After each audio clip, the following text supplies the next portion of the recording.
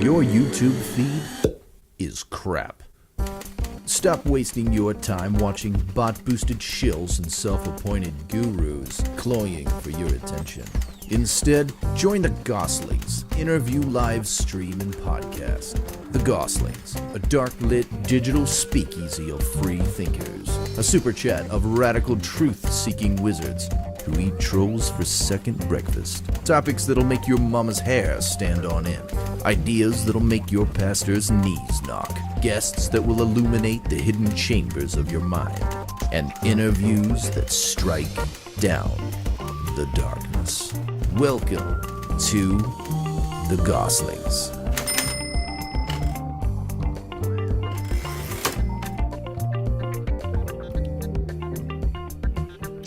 Hey everybody, good evening. Welcome. I am Nick. And I'm Jonathan. And we are the Goslings. And we've got something fun for you today. Yeah. We hope you're going to enjoy this one. I know you will. And we're going to bring on our guest here in just a minute. Before we get started, we're going to do quick obligatory things. As you know, all that good old front of house YouTube stuff. Number one, hey, come find us. Yeah. Come engage with us. We're here. Yeah. You're here. Let's be here together. Let's be here together. On Twitter, on Instagram, at the Goslings. You can find us there. Facebook? No, forget Facebook. Facebook stinks. Forget Facebook. It stinks. It absolutely stinks. And but while you are here, take up the broken sword of your finger and strike down that subscribe button.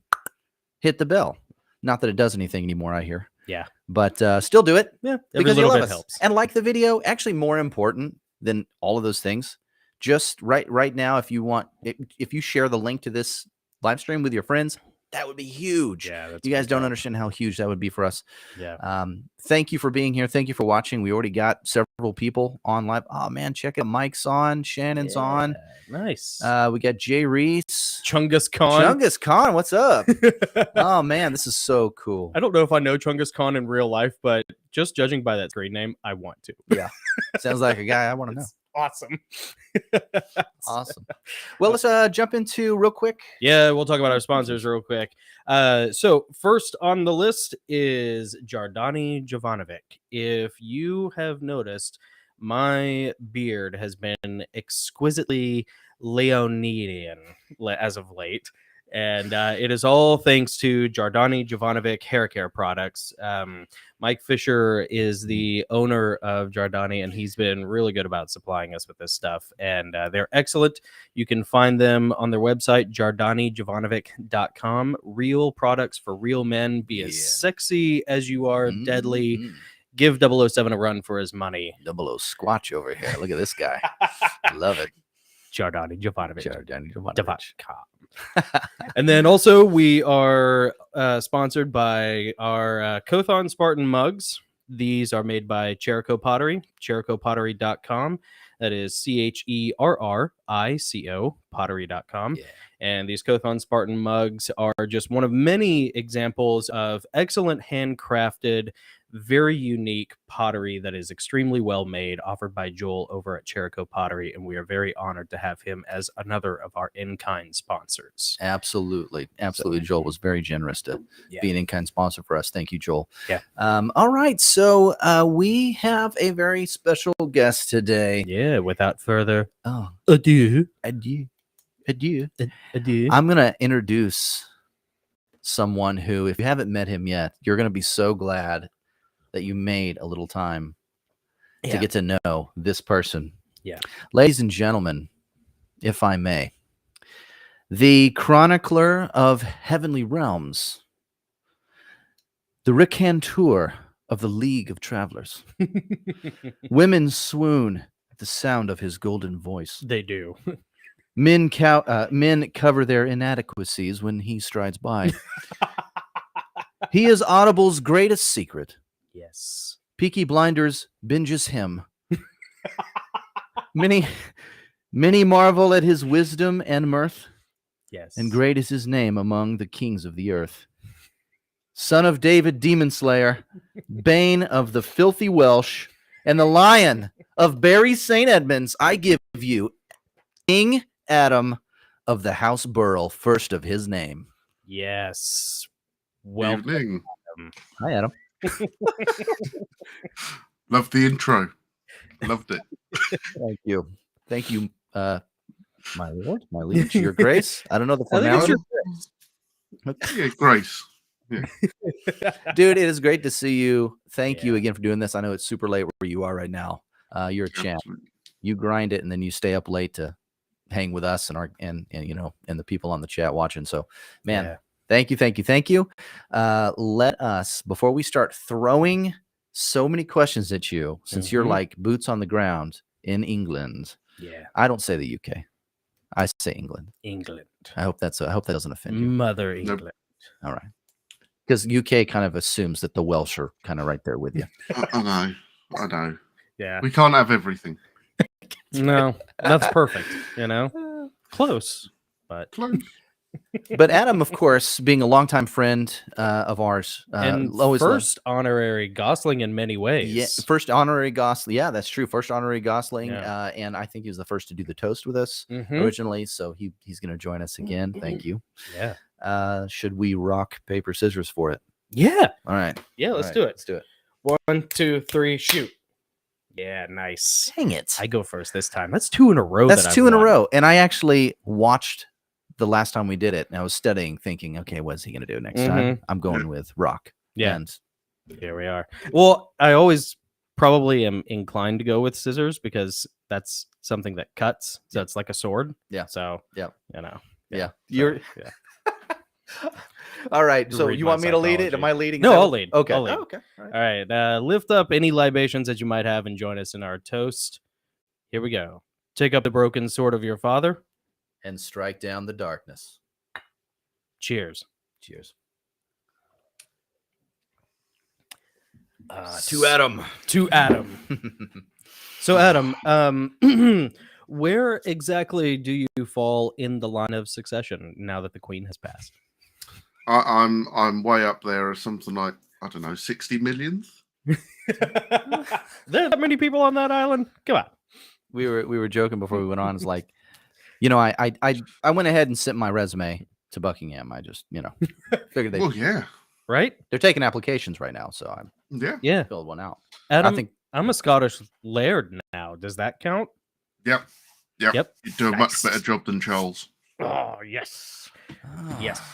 I will just get in and then immediately have Adam as my Winston Churchill, you know, all We will fireside fight chats. We will fight them all. Adam, for anybody, we've had a lot of subscribers come on since the last time we had you on. I think the last time you were a guest was probably about a year ago for our Halloween episode. So you've been a longtime friend of Nick and myself. You know, you are a narrator of all of our works. But for anybody who doesn't know, for the uninitiated, tell everyone a little bit about yourself. I am a madcapped Englishman who goes out in the midday sun. Yes. My father was a vicar in the Church of England. Yeah. So I hold my faith as central to me. Yeah. Love narrating audiobooks, especially the Heavenly Realms and the Traveller's League. They're my favourites. Thank you. Had to get that in there, didn't I? Yeah. Had to. Yeah. Checks God in the bless you. mail. God bless you. I've got 2 little monsters which are in bed, so I won't get shot with a Nerf gun tonight. Ah, bummer. I was kind of looking forward to that a little Yeah, bit. I to be thought you honest were. with you. I think you would just be. just like- having Adam's head there, and then all of a sudden, just a Nerf dart coming in and thunk, Yep. just like sticking right under your noggin. Yeah. And that's me. That's you. That's That's you. Simple. Yeah. So, you know, Queen passed, all right. I mean, Mhm. 96, something like that. I mean, Mhm. she longest reigning monarch ever. Yeah. Yep. She passed this past week, or week before last, something like a couple weeks A ago. couple weeks ago. What was that like? So, as you know, someone in England, someone in the UK, when you heard how did you hear the news, and what was your reaction? And actually, in all seriousness, Adam, you know, we are going to have a lot of fun and make a lot of jokes and everything. But I do want to say, as an American, speaking to a friend who is an Englishman, like our condolences truly, because it is the ending of an era, and she was very important to you guys. Yeah, she was, and she did a lot of great work changing the monarchy from an institution into a living thing. Really? So rather than it, yeah. So she was much more about the royals being part of Britain rather than the royals being at the top. Oh, So she loved going out and meeting the public. She loved writing back. So like the kids wrote her a letter, and she actually replied, whether it was her secretary or someone else, but they actually got a reply saying, wow. And everyone knew her. Yeah. Everyone knew her. And there's little bits in there that, so as part of the Constitution, she could still take over the government and kick Parliament out if she deemed it necessary. Interesting. She can be the only one who declares war. So before the Prime Minister goes to Parliament and says, we're going to go and fight so-and-so, they have to go and get permission from the Queen to declare war. And it always was quite reassuring. It was kind of like having your mum back. Yep. Yeah. Mm-hmm. Knowing that if people made that much of a muck up, she was there. Charles, on the other hand, don't. Yeah. Well, and we kind of anticipated this, happening at some point. I mean, unless, Charles was basically, he's been waiting a really long time, just because her rule was so long, and he's also in his, 70s? Late 70s, Late 70s, yeah. Mm-hmm. So he's ascended the throne now. Does that law also apply to him? I'm assuming it does. So he could take control he could basically dismember. How does it work? Does he take control from Parliament completely? Parliament would still exist, but he would overrule them and stop them making any of the decisions. Interesting. And it's quite interesting. So things like the armed forces, when they give their pledge of allegiance, I'm going to use that phrase, even though it doesn't sound right because it sounds more like an American thing. Mm-hmm. But they swear allegiance. Yeah, I know. They swear allegiance to the king or the queen. They don't swear allegiance to the British Isles. They swear allegiance to the king or the queen. Wow. Yeah, well, that's interesting because I always heard the phrase. That makes total sense now because you would hear the queen referred to as my government. She would call it my government. Mm-hmm. Speaking in a way that made it sound like it, she had ownership over the government and she would choose a prime minister. Well, it's interesting you say that because if we vote for a prime minister, he has to go and see the queen and the queen has to say, yes, I'll allow you to be prime minister. Wow. And didn't that just happen? Wasn't there a last lady? thing she did.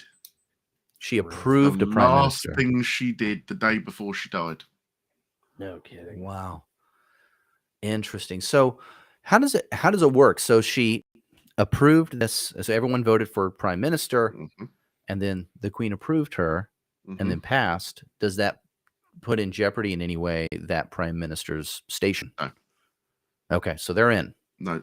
As long as that rubber stamps happen, she's in. Liz Truss, Genghis Khan. That's Liz the Truss. one. All right, I think Genghis Khan is. He's got some. Is he Irish? Genghis, are you? He said Sláinte, which hey, appreciate that Sláinte. I'm Scotch Irish myself. So Liz Truss, yeah. So now that Charles is in power, is on the throne, can he remove a prime minister? Yes. There has to be. They have to have broken laws of the Constitution. Okay. But they are allowed to, yes. So he can't just do it by executive fiat. He has to have an actual quantifiable reason. Yes. He'd do it like our, He'd do it like our overlord. He'd drum up some charges. On some trumped up Well, charges. Yeah, and Well, whatever one, the one thinks that yes, it's jolly good, and yes. In case, for all of our blind listeners out there, in case you are not aware, Adam is an excellent audiobook narrator for a number of reasons, not the least of which is his mastery of accents and impressions, and the facial expression of your King Charles impression, 100%.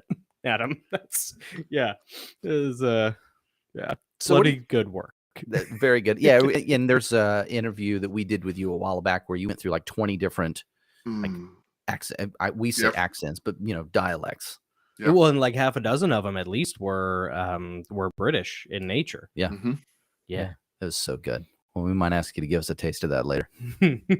I love Adam's voice so much.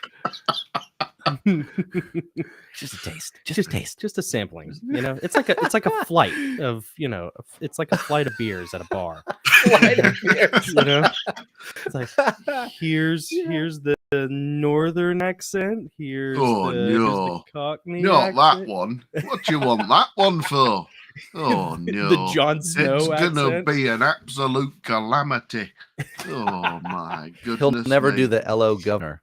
He'll never say Hello, hello. Governor. Oh, he did it. Oh, I thought that was beneath you, sir.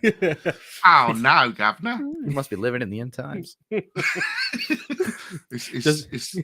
the Queen dying. That's what it is.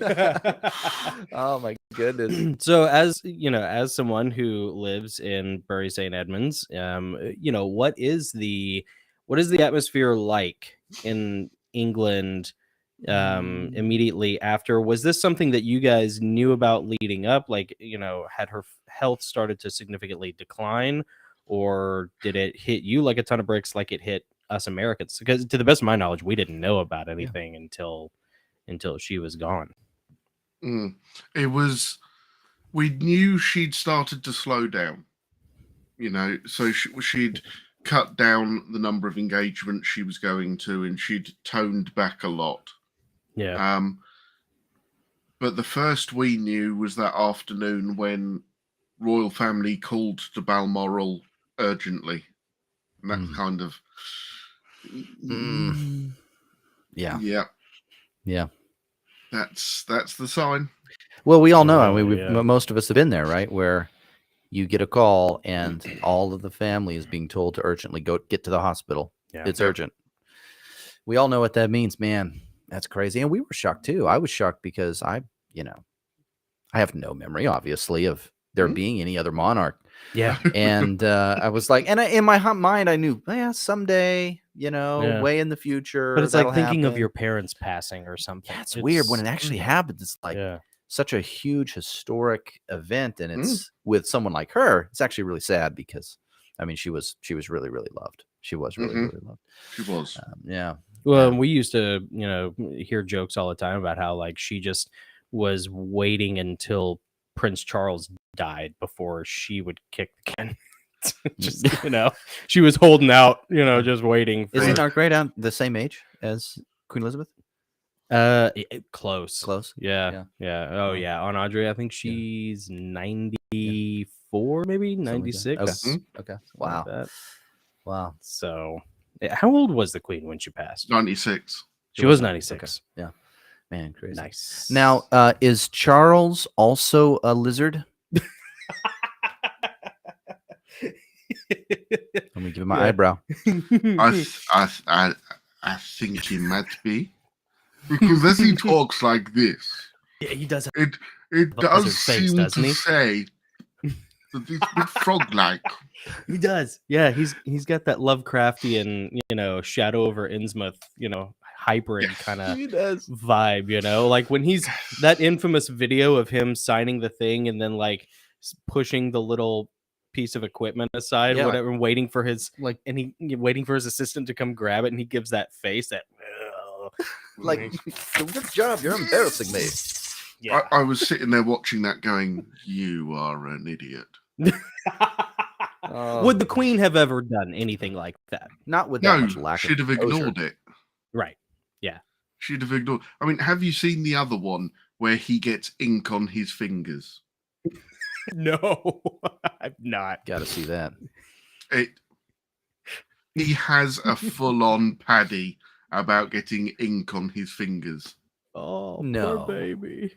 and I'm sat there going, Yeah. please don't give him the crown, please, please. So, Adam, for the maybe the younger people watching, younger generation, tell us why you aren't excited, and probably I'm sure a lot of people in the UK, why aren't people excited about the ascent of Charles III? Is it equitable to like Biden having the White House?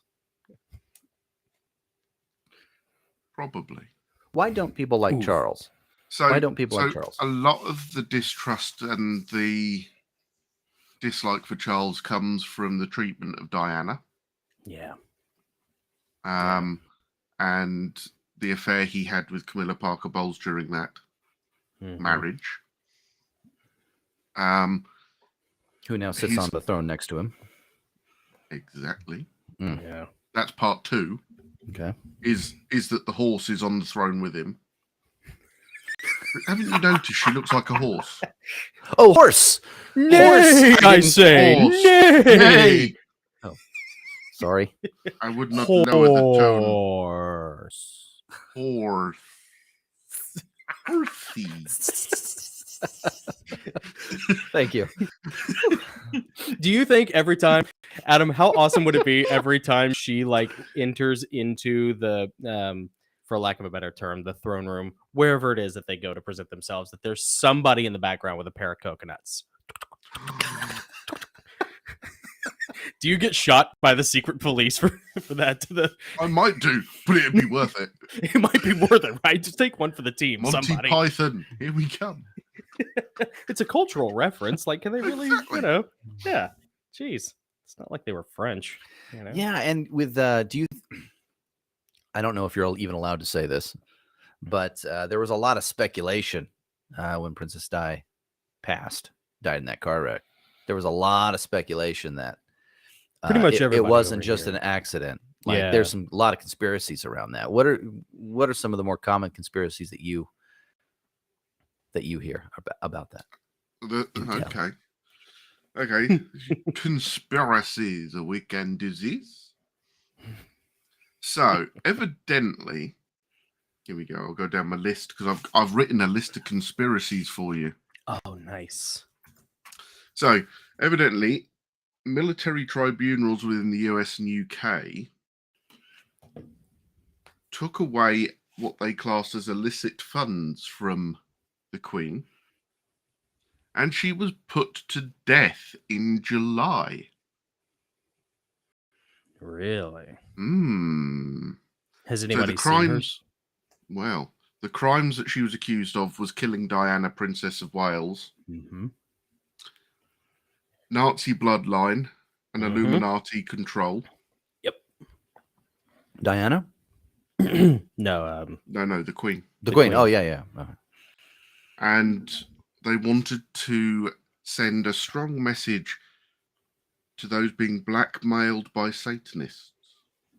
Oh, yeah. Hmm. Yeah. So this is that like sort of QAnon, sort of satanic dark, false light kind of war of the Luciferian bloodlines kind of thing here.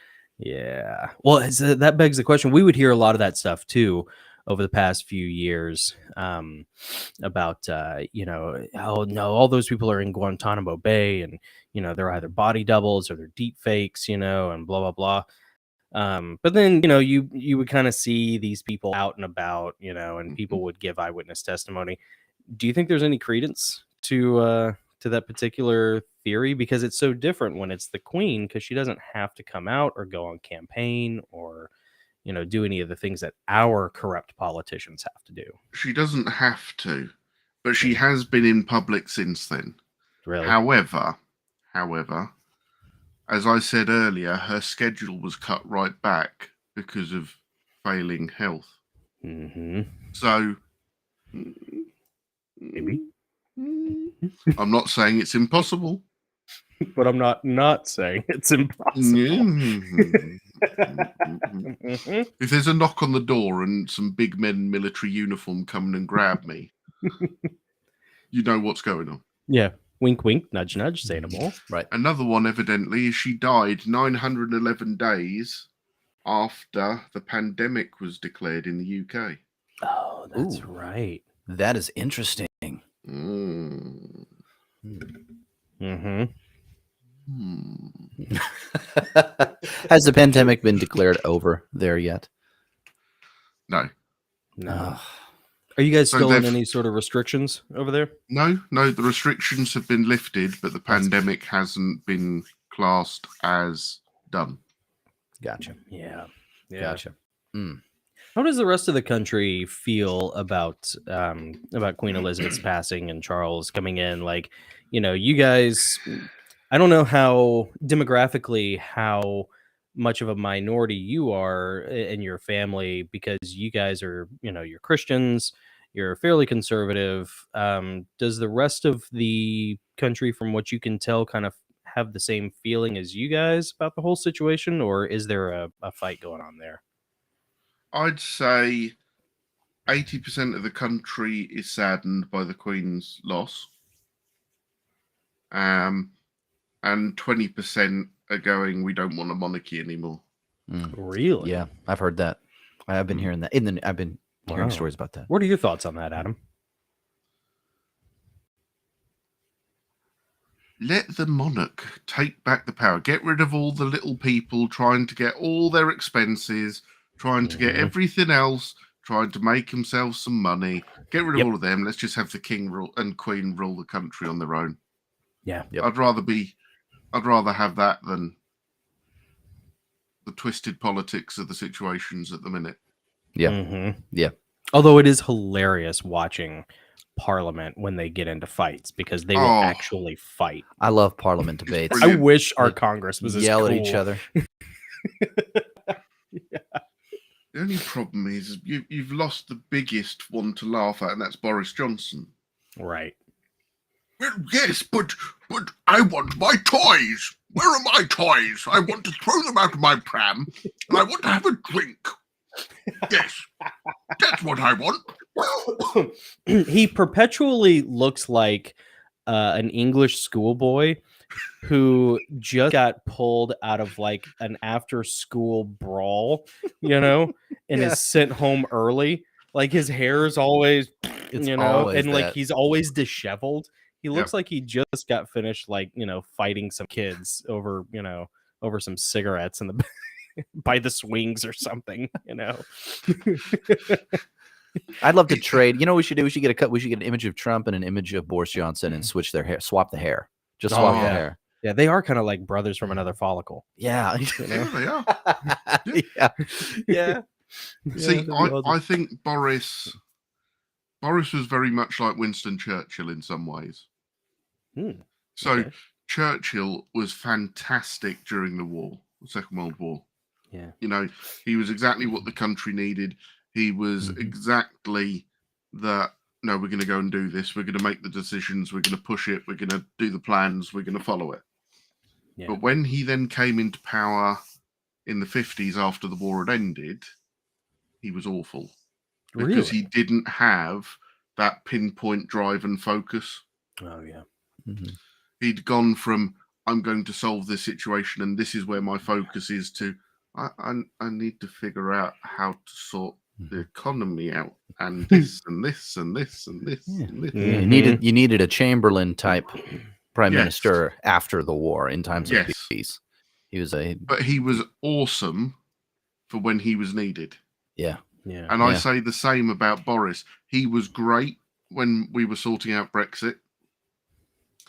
He was great at getting things like the country set up and moving forward through the pandemic. Notice I say pandemic. I don't mention anything. Thank you. No problem. But when that died down and the need for focused decisions went, he fell over. Yeah. So I liken him to Mr. Churchill. He was very good at the bits he needed. Mm.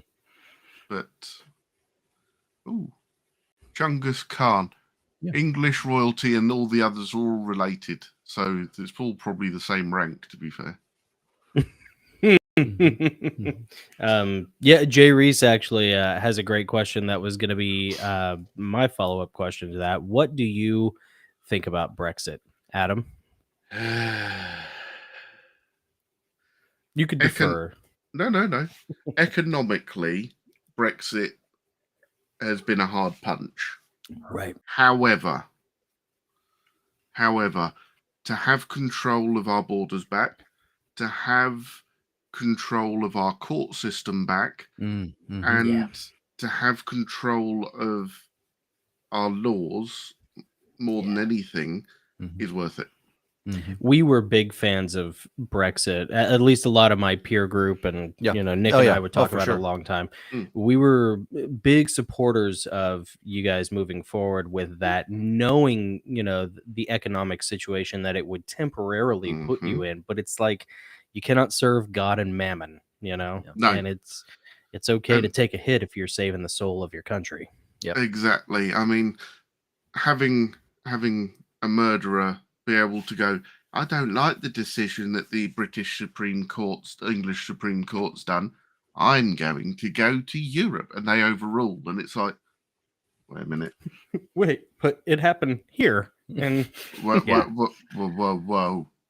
They said no. That's it. Yeah. And another reason why Queen Elizabeth's passing is so sad is that when they made that decision, they had to bring it to the Queen for approval. For Brexit, she had to approve it personally. She had to approve it. They came to that. I don't know if it came at idea phase or at just final. We just need a signature and it's done phase, but she was for it. Yeah, Yeah, she was. Yeah. Charles would not have been. You think Charles will reverse any of that? He wouldn't be able to without a referendum. Okay. Unless he threw out Parliament. What is his goal? What does he want? What do you think he's going to do? I think he thinks, that's a bit confusing, but we'll go with it. I think he thinks that he's the next thing to modernize the royal family. But my view on it is there's no way in heck he can modernize the royal family. If he truly wants to modernize the royal family, he should let William take over. Right. Which seemed like what everybody was kind of holding out for that anyways, hoping that William would take over, that Charles would pass, and then Elizabeth would pass, and then William could step in. Yeah. What would modernizing the royal family look like? I think what it looks like to me is getting rid of an institution and making it part of the actual reigns.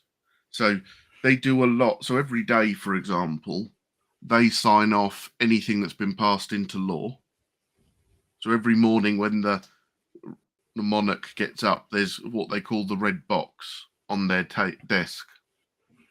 And in the red box is all the laws and pieces of information that need signing to then be formally law after the signature.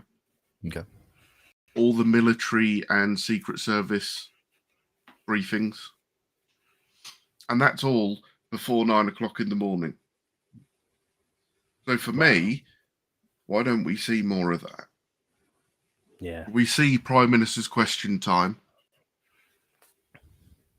We see Parliament. Why don't we see what the Queen or King does?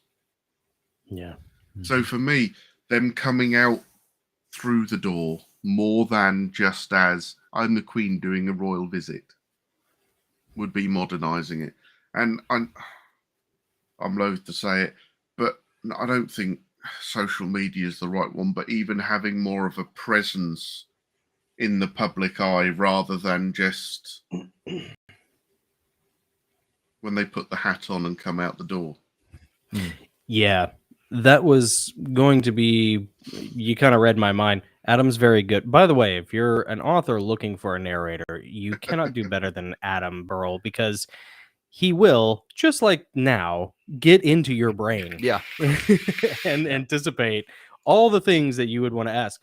I was going to ask you, like, does that look, if William or even Henry took over, or Harry took over, would it change into more of a modernized millennial-esque, social media kind of thing? Because Obama kind of did that when he first became president. He was on Twitter, and he was conducting a lot more interviews, and he was, kind of more accessible like that. I think William would be. Yeah. I think William would be. Harry, well, as far as I'm concerned, you can keep him. Well, that's right. Yeah, we got him now. Yeah.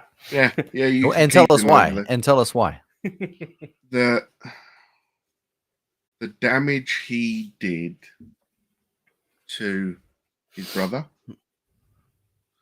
to the royal family, not necessarily in the UK, because in the UK we all very much sided with the royal family over the whole things like the Oprah interview and all of that. But Harry made decisions.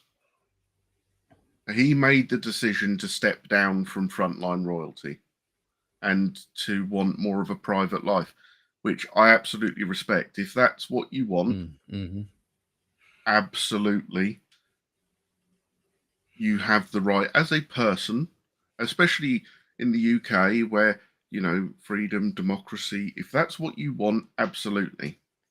But then don't sit there crying that, oh, no one's paying for my protection anymore, and no one's paying for this anymore, and I don't get an allowance for this anymore. And right, I'm going to write a book. Meghan won't shut up. I'm going to write a book about all the things that everyone's done that I don't like, and then see what you like about it. And he's always been the petulant schoolboy. Really? He's always been the younger brother. And it just kind of, you want all the privilege, but with none of the bells and whistles that William has to deal with and Kate has to deal with. Yeah. And no. The institutional responsibility. Yeah, absolutely. Yeah. Well, and America really fell in love with Harry when he was in the military, because it kind of seemed like he wasn't getting any sort of preferential treatment. He was, part of a frontline unit, if I remember correctly. And interestingly, on that, officially, they're not allowed to be in a frontline unit. So I completely agree with you at that point. Harry had my utmost respect at that point, because he actually went to his grandmother, the Queen, and asked her to overrule his commanding officers, because they wouldn't let him go over there. Wow. That's amazing. Absolutely, at that point, Harry and William were both the same in my eyes at that point. They were both serving, they were both doing their bit. But now, I just want to slap him. Just get your best fish, just Wow. And what happened there? Because that's such a beautifully English story, by the way. Like, you have one young baby brother prince who wants to go do something purposeful that everybody's gonna love. But then you have, his officers who are abiding by their structure and their rules and saying, no, we don't want this to happen because here are the rules, and, we want to protect. And then you have, the Queen who is willing to override that. That's such a beautiful story in and of itself about like the nobility of humanity, and in particular, English humanity, Yeah, Gabe Bello says Harry is like Edward from Narnia, but no positive growing story arc. He just wants his Turkish delights. Yeah, or American delights. What's your opinion of Meghan Markle? Meghan Markle, yeah. It doesn't seem like she's been well received. And I've been meaning to talk to you guys about that. There's that burrow brow again. There's baby. the brow. Man. There it is. If you're listening to this on iTunes or Spotify or something, you are missing out if you're not watching the live. Yeah, version. you gotta. Yeah. Links in the description. I'm trying to not get you another strike with my next answer. Do it. So for me, Meghan wanted the princess fairy tale Mm-hmm. life and the princess fairy tale outcome, and her children to be princess and princes and all of this lovely little stuff. Mm-hmm. When it didn't happen, she started stamping her feet and acting like a princess. Yeah. Mm-hmm. Uh-huh. The thing is, like the royals or don't like the royals, they work hard, but it's a different sort of hard to how I'd understand working hard or we'd Sure. understand working hard, but they do work. As I said, Prince Charles has a briefing on his desk already for him before 9 o'clock in the morning that he has to go through and sign by 11 o'clock in the morning, so it hits the law for 12 o'clock. Wow. But as I said, it's a different sort of hard work. And the public scrutiny you get is huge. You know, you put a foot outside the door and there's someone taking a picture, isn't there? Mhm. Just like all these other celebrities, you put a foot outside a door and there's already someone there taking a picture, or a reporter with a notepad going, "Excuse me."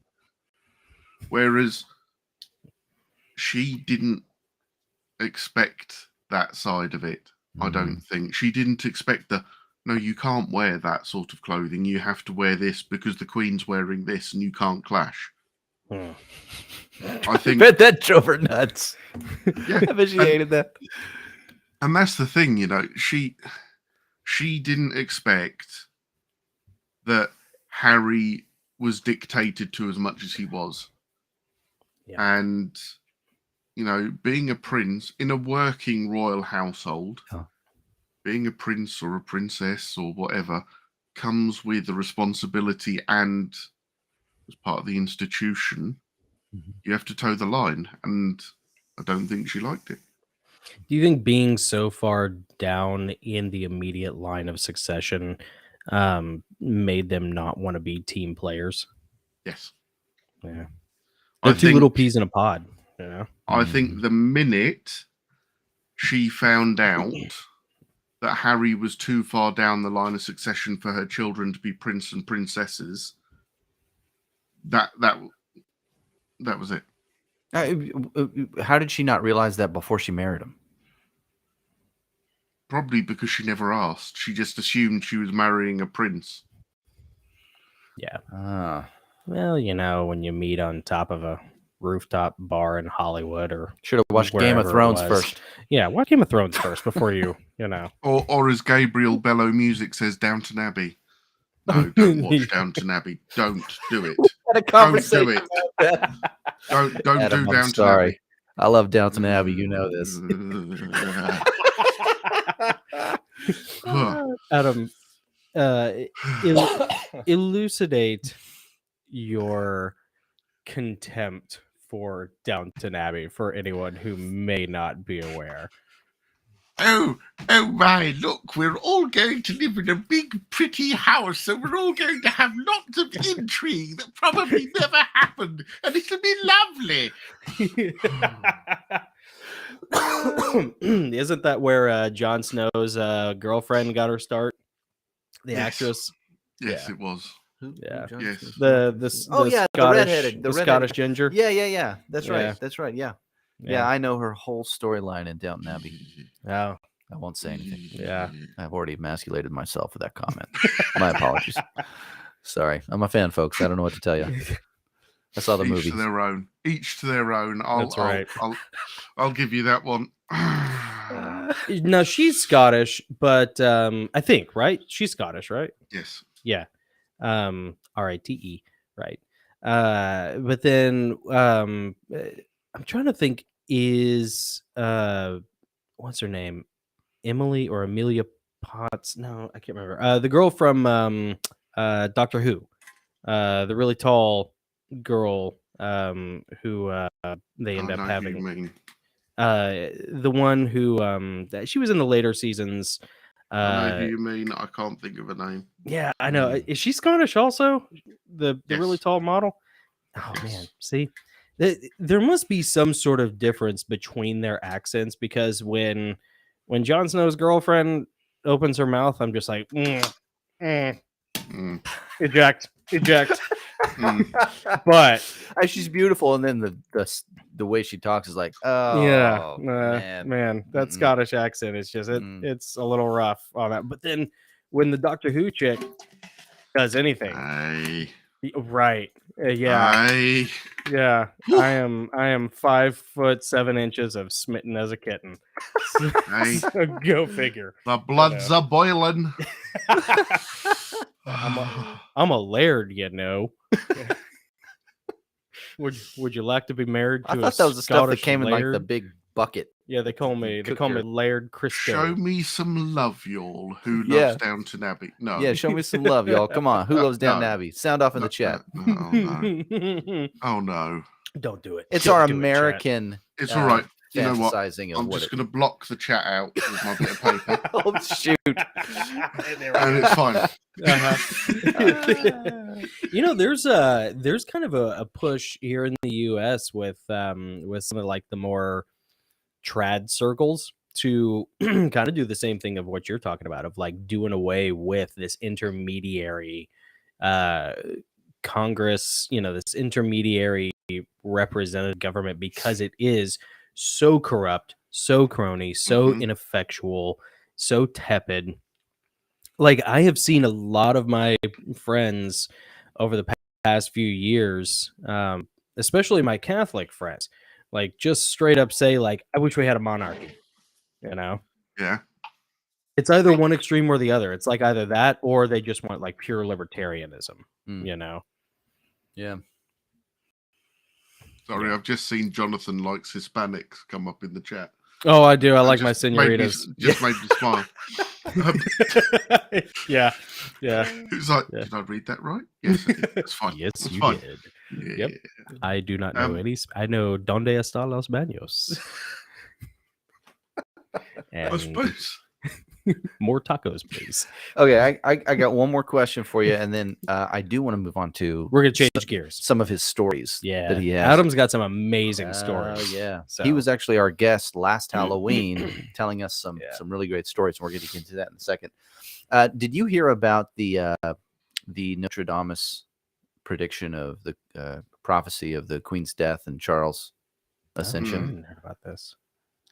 Tell us what you heard about that. Literally that. You've just summed it up. Okay. I heard that Okay. there is one. It is, And it was that. So it's such a loosely contrived thing, but I'm going to read Mm, where they're getting this from. cool. Quatrain, is that what they call it? Quatrain? Quatrain 10. Pretty par for the course for old Nostradamus. Yeah, Nostradamus. It says, okay, I'm going to read 21 and 22 of this country, and it's super quick. It says, I wish Adam could read it because he's got oh man, he could read this so well. All right. It says, through the spite of the king supporting the lesser one,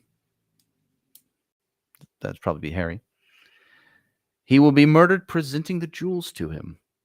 The father wishing to impress nobility on son does as the Magi did of yore in Persia. For not wishing to consent to the divorce, which then afterwards will be recognized as unworthy, the king of the Isles will be driven out by force. In his place put one who will have no mark of a king. And so the people who are really into Nostradamus, and I'm not, but the people who are saying that Charles is basically going to abdicate, Mm. and Harry's going to end up on the throne. Really? Harry, not William. That's what they're saying. Interesting. Well, it just said they'd murder the king, didn't they? Yeah. While he was presenting the jewels to him, I don't know what that means, but or abdicate or die. I don't know. But Charles ends up getting out of the picture rather quickly, and Harry's supposed to be the one on the throne. It's hard to imagine Charles No. on the throne for another 30 No. years. You know? No. Well, he'd be over 100 years old. Yeah. Yeah, it's you don't see it. I mean, it's like William's next in line, and that's it. Mm. You know, who knows what could happen? There would have to be one. There'd be an outcry if Harry jumped or tried to jump, or I think, in all honesty, I think if Harry did get named as the king, I think that would be the end of the monarchy in the UK. Really? Because of how badly people have taken his actions since stepping back. Yeah. William, I think, will do really well. We just need to get his father out first. Didn't say that. Secret No. Service. No. Yeah, no. Secret Service. We just need to be patient and Let the Lord work. let nature take its course and put it in Yes. God's hands. Those are Yeah. nice ways of I saying mean, I'll say it William- right now. If the secret police ever comes after Adam, I am catching the fastest boat across the pond, and I'm taking every article of ordnance I have, and I will drain my bank accounts to hire killers. What is the UK We are- equivalent of the FBI over there? MI5. MI5. Yeah. MI5. Okay. So we have MI5, which is equivalent to your FBI, Okay. and then we have MI6, which is equivalent to the CIA. Okay. Like MI, is that Ministry of Information? Yeah. Is that what that stands for? Okay. Yeah. And they follow the same general rules. So in theory, MI6 can't operate within the UK, Okay. and that's where the MI5 operate. And likewise, the MI5 can't officially operate outside of the UK unless they're working as part of a task force. Oh, yeah. There's always Very much like the FBI CIA dynamic. Do you ever suspect? Do you think that those institutions, whatever you call them, are ever weaponized politically against opponents? I mean, I don't know who the answer to, but do you ever see that? Or do you ever suspect that? I would not be surprised. I think not so much recently, but I think when there was the huge power struggles and the peace talks going on in Northern Ireland, I would not have been surprised at all if some of the stuff blamed on the IRA wasn't the IRA. It was too conveniently timed sometimes. Do I think that typical British, no, we just get the job done, dang it, do as you're told, comes into play at times? Yes. Do I think they play a game with gauntlets instead of gloves? Yes. Okay. Yeah. Yeah. I think in some ways where we look at how the FBI act and how the CIA act, I think MI5 and MI6, although much smaller operations, are a bit more cutthroat because they're less. Interesting. They've got less red tape around them. Because there's no minister overseeing those two.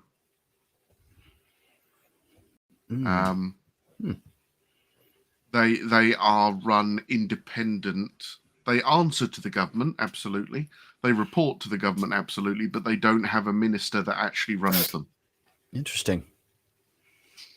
So it's a little bit more, no, we need to get the job done. How do we do it? Right, go on then. Just go do it. Plausible deniability. Yeah. And because there's not a minister involved, as you said, it's plausible deniability. So when someone's going, no, we haven't done that at all. We might have done. But we didn't. Here's a job for MI5 or maybe MI6. Gabriel Bello Music said we don't want Harry, take him back. I propose a deal. Let's make a deal.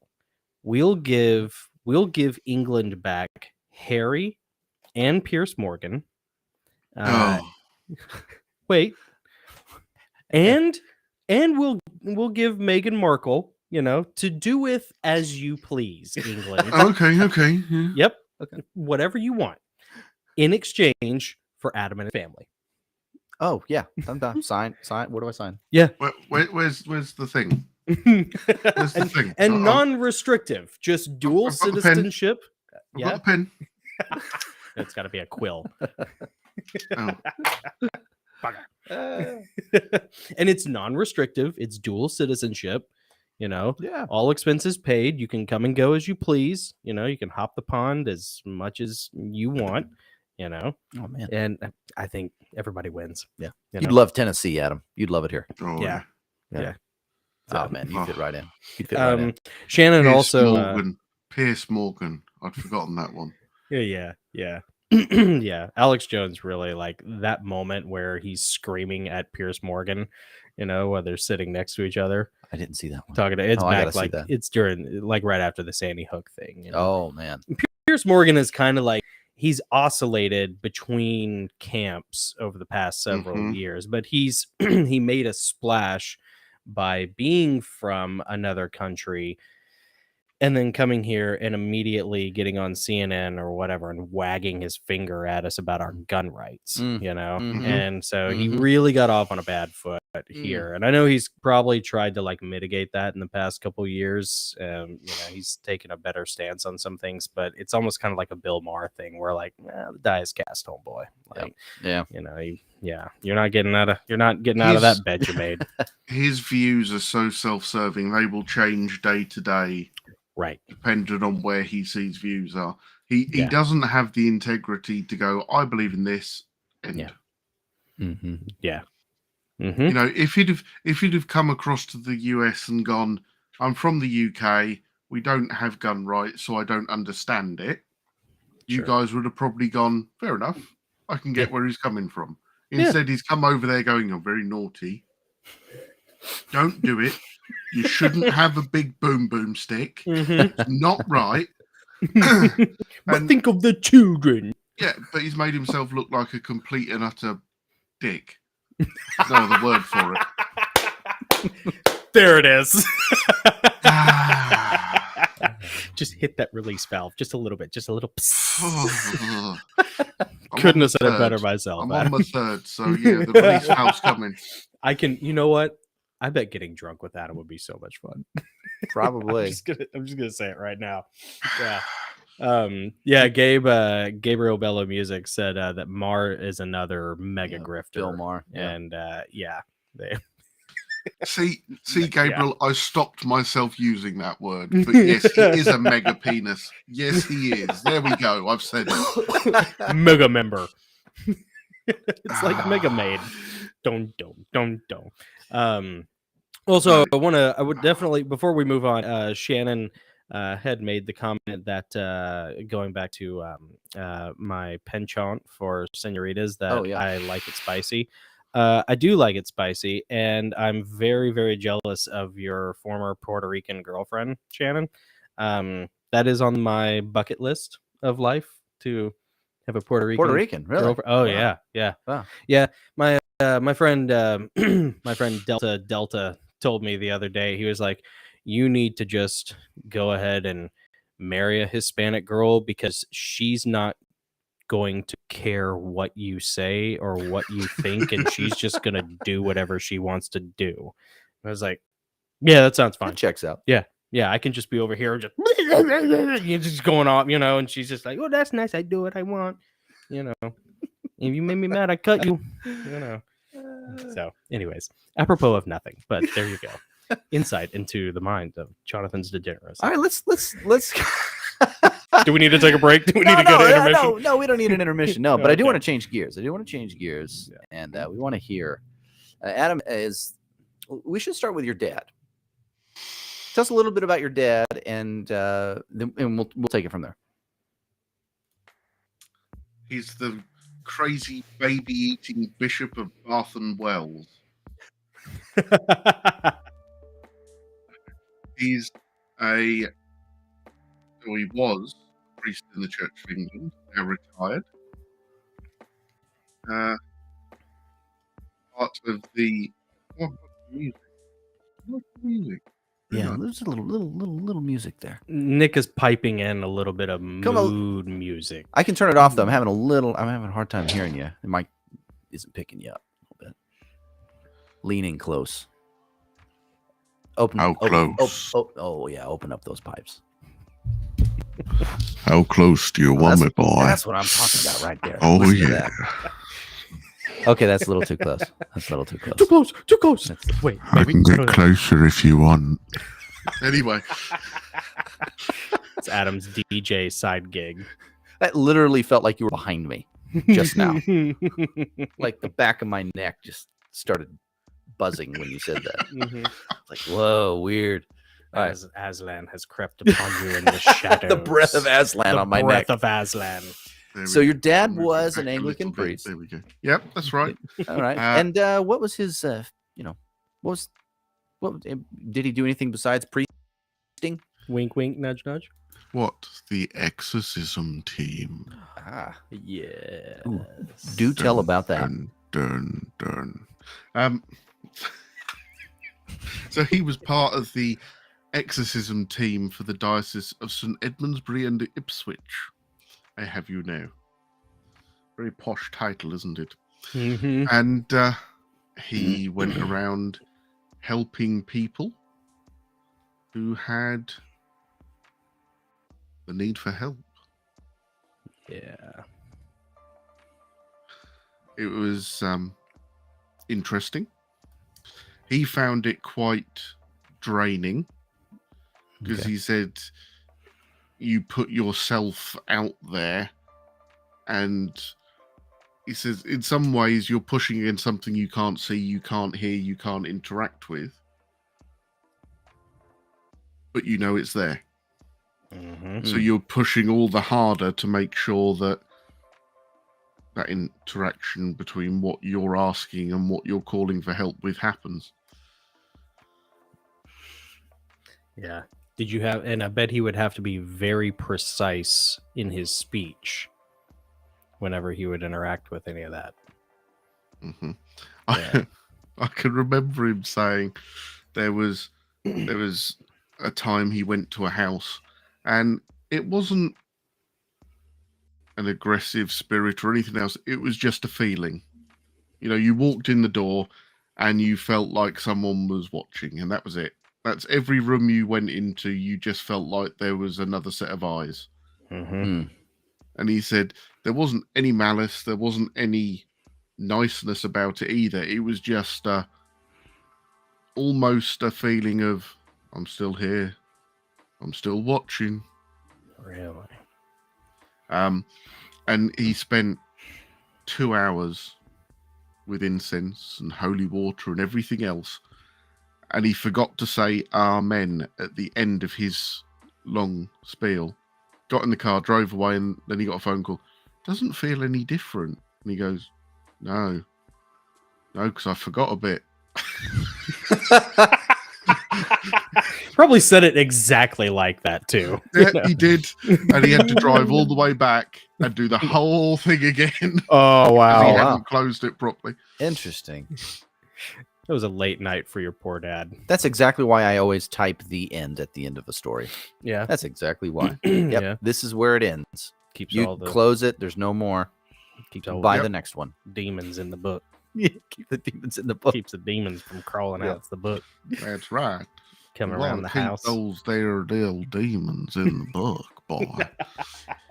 You don't want to let your demons out. The Now, book. the you accompanied him a time or two. That's my favorite story. Yeah, tell us about a time where you accompanied your dad I knew on one of you'd ask these this one. excursions. Yeah, I it's knew- great. It's still I've been good. sitting there waiting for this one. Yes, good. So it was school holidays, and Dad had to work, so it was a case of, yay, I've got to go in the car again. Woo. And we're driving to the middle of the countryside. And we get to this little cottage. No neighbours, no other house in sight, just a little cottage. In the front garden, there's 2 children playing. And didn't think anything of it. Got out of the car with Dad and said hello to the children on the way into the house. And sat down with the homeowners. And Dad said, so, what's the problem? What's affecting you and your children? And they go, the children. Dad goes, sorry? Well, the children. The children are the problem. We keep seeing them all over the house. And of course, it's the children we've said hello to as we've walked in. Mm-hmm. That still makes my back go up. But, Can you describe them? the little girl, blonde hair. Have you ever seen the Railway Children? Mm-hmm. There you go. That is exactly, the little girl's got blonde hair tied back at the shoulder length. No, they didn't have black eyes, Gabriel. They look normal. I just thought they were the kids that belonged there. Yep, absolutely. If they'd have had black eyes, I'd have been running quicker than you could say Bob's your uncle. Yeah. That's crazy. And did you wait outside and like play with them in the garden at all, or have any sort of like solo interactions with them while your dad was in there, or did you and your dad encounter them at the same time and then you went with your dad? Me and Dad encountered them at the same time. And it's strange you say that because Dad said you could stay out and play if you want. Okay. But I wouldn't. There was just something. Yeah. There was just. I said, no, stay and play. No.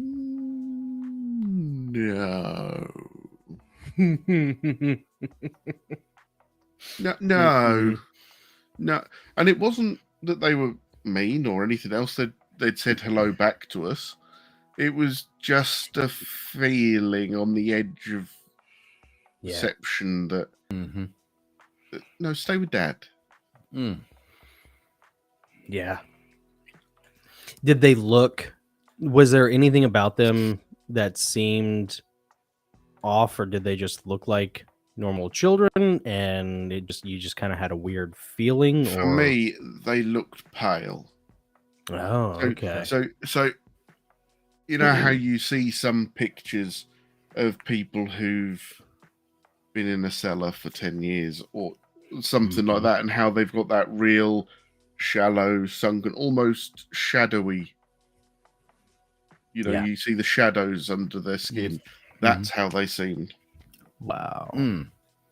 Yeah. That's creepy. I've heard that demons try to mess with exorcists. Did you ever experience anything like that? Yeah, Shannon had a good question about that. She asked if, she's heard that demons try to mess with exorcists. Did you ever experience anything like that? Was there any sort of backlash or rubber band effect?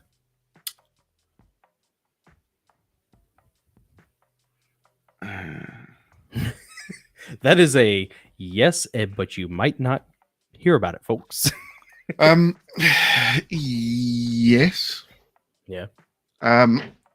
So I didn't. It was one of the times Dad went out, and Dad had been out for. Evidently, he'd gone out while we were at school, and it was 10 o'clock at night, and he still wasn't back. And I was like, Dad quite often had meetings or something in the evening, so it was a shrug of the shoulders and go to bed. Yeah. He still wasn't back the next morning. And when he did get back, he looked more scared, and I say scared, than I've ever seen anyone look. Really? He left. So the place he went to was less than 10 miles away. So you're looking at 15 minutes drive. Yeah, sure. And he left there at 7 o'clock the night before. Oh, wow. Took it home. Mm-hmm. And he got home just before we had to go to school, which would have been 8 o'clock the next morning. Wow. And he'd been in the car and he thought he'd taken every turning that he should have taken, but he just hadn't got home. Jeez. So there For was like 12 hours. did he experience a time dilation or He experienced every minute.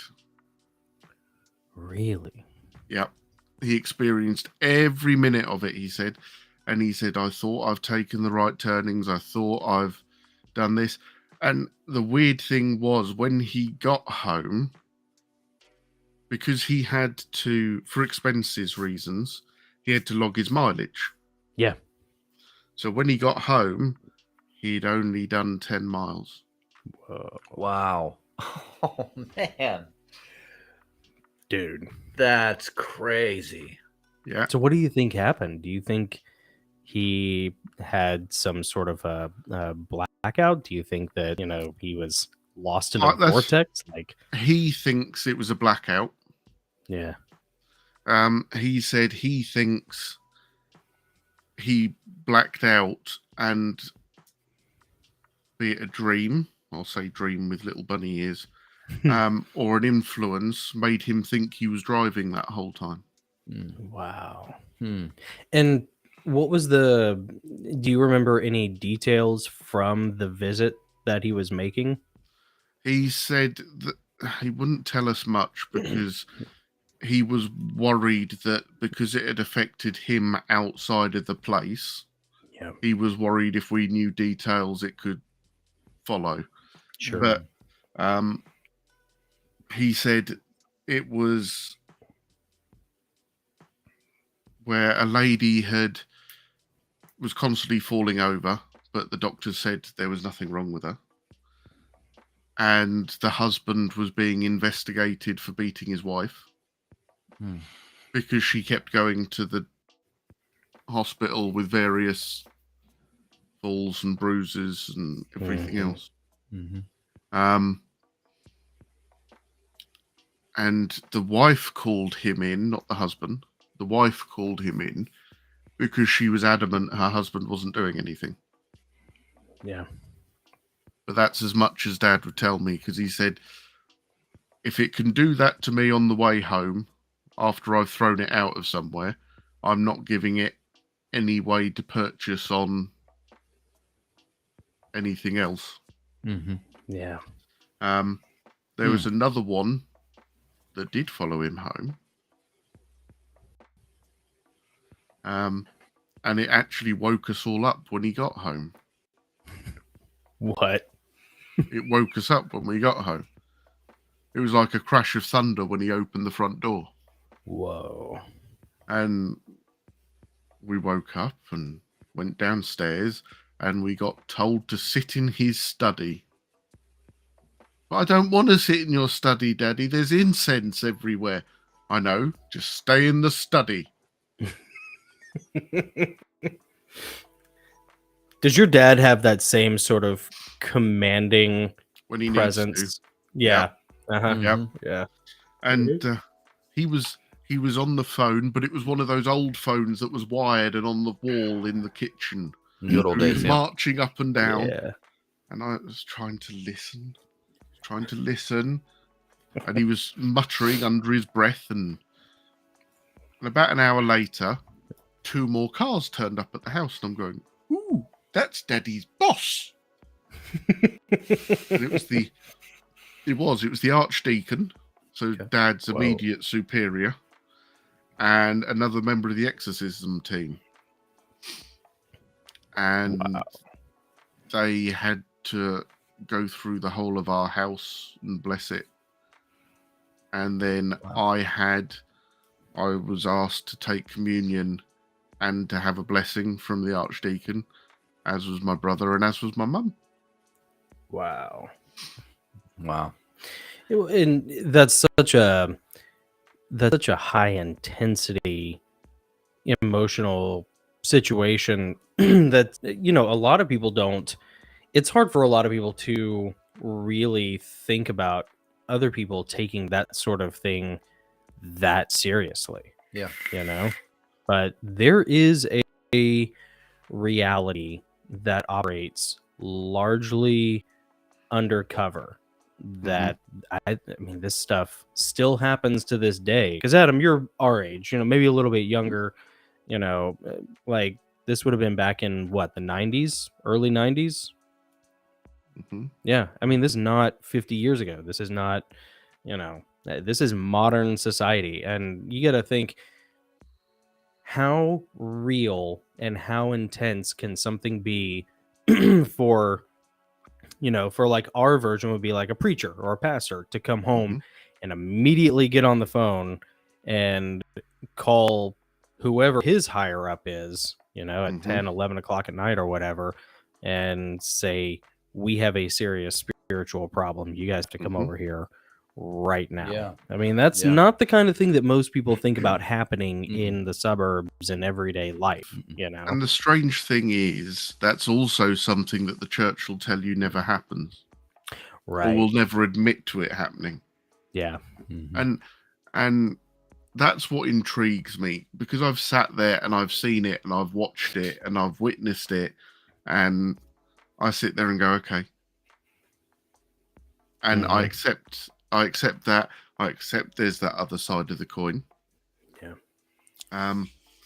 And I mean, like the Heavenly Realms novels, the way you write about the black shadows and the demons was exactly as I'd picture it. Because, really, well, from my point of view, the demons and the black shadows are the things that are there, but they're not there. Yeah. Unless they want you to see them. Mm-hmm. And when you sit there and think about it and you look at it and it's like, where's the shadows again? Where are they? More light. Yeah. Well, and those are the kinds of things that I think for a lot of people who experience them or who hear about them, it reaffirms your faith, because we live in such a modern materialist age, that it is hard for a lot of people, even if they are Christian, even if they are religious, even if they classify themselves as spiritual, whatever. It's hard for, I think probably there are a lot of Christians out there who, if you really put a gun to their head, like it would be very difficult for them to say that they truly believe in an afterlife, that they truly believe that this is real. And you almost have to have these extreme moments of either healing, like Gabriel Bellows' testimony, which people will hear about next week. Insanely cool, beautiful, or these really dark moments, that really kind of shake up the foundation stones of your psyche and your existential view and make you think, all right, this probably is real, And I mean, it wasn't long after that, and it did make me chuckle. It makes me chuckle now looking back, because Dad said, I don't know if it'll work, but we're trying it. Nice. And he had a box of light bulbs. Oh, okay. And they're going, in the night morning. And he goes, and he'd got a bowl of holy water in front of him, and he dipped all the light bulbs in the holy water and let them dry, and then replaced the ones in our bedrooms, and replaced the ones in his study. And he went, now if I'm right, your bedrooms and my study are now safe. Did go in, turn the light on, and it'll be safe. And I'm going, I was like, 6, 7, 8 at the time. And it's like, what? You dipped him in water. Uh-huh. When you're not really thinking about it back then. Hmm. But Yeah. to be fair, it never followed him home again. Yeah. Interesting. And it didn't make it past the threshold, right? Yeah. I think like that vampire rules thing. I think Yeah. there's some truth to that. Yeah. Like It has to be an He'd invitation got of sorts. crosses on his doorposts. He'd painted crosses into the doorpost anyway. oh yeah. So part of me thinks it was that. Maybe. But Yeah, it's until you witness it, I suppose, or experience something similar. It's a surreal concept that a lot of people find quite difficult to go into, because there's always an explanation, isn't there? You know, that thing fell off the wall because the nail came out or the screw came loose. Mm-hmm. Whereas actually, well, no, because the screw's still there and the hanging fixment is still on the back of it. So, Yeah, everything's intact. It's just not together. So Mm-hmm. it was just a static charge that caused that crashing sound. It was Yeah, just people will go through all sorts of mental gymnastics Yeah. to come up with any other explanation. They Yeah. do not want to acknowledge that something supernatural. It's so ironic, considering that maybe one of the, if not the number one driving factor in a lot of people's base psychologies is the fear of death, and that there's nothing beyond death. So it's always so counterintuitive to me how people are really, angling for this materialist view. When it's like, man, I don't think you understand what, like, if you believe that point. there's nothing after this life, like, that should shake you to your bones. Yeah. That's horrifying. Yeah. So, and you're wanting that. Like, Yeah. okay. Weird. Yeah. Very. Very. Yeah. it's the next great adventure, isn't it? Yeah. It really is. Yeah. It really is the next great adventure. Yeah. I mean, part of me hopes that I have two thoughts on it. And one of them is the traditional thought about heaven and hell and all that sort of thing. And the other one is you pass away and Michael's there with a sword and a shield going, there you are. Yeah. Go forth. Yeah. Metallica's And playing strike in down the darkness. background. Yeah. Yeah. James Hetfield's just like hammering. It's like, where's my fiery Pegasus? Let's get on the fiery Pegasus. We're going to kill some demons. Part of me sitting there going, and Gabriel's going, oh no, not another one. Oh no, not again. So, Adam, I have a question for you. This experience when your dad came home, this thing followed him home. Did that happen before or after the experience you had in the cellar? Oh yeah, Before. This before the cellar. Mm. Okay, so tell everyone what happened later on. Then give them that story, because that one. Yeah, that one messed with Nick. I could tell. Yeah, because Yeah. I had a not quite that extreme, but I had a similar experience. Yeah, but not like Adam's. You got to hear Adam's. Mine's, milk. Nick's is Cookies. lame. Mine's lame. I got lame stories. Lame. Weak.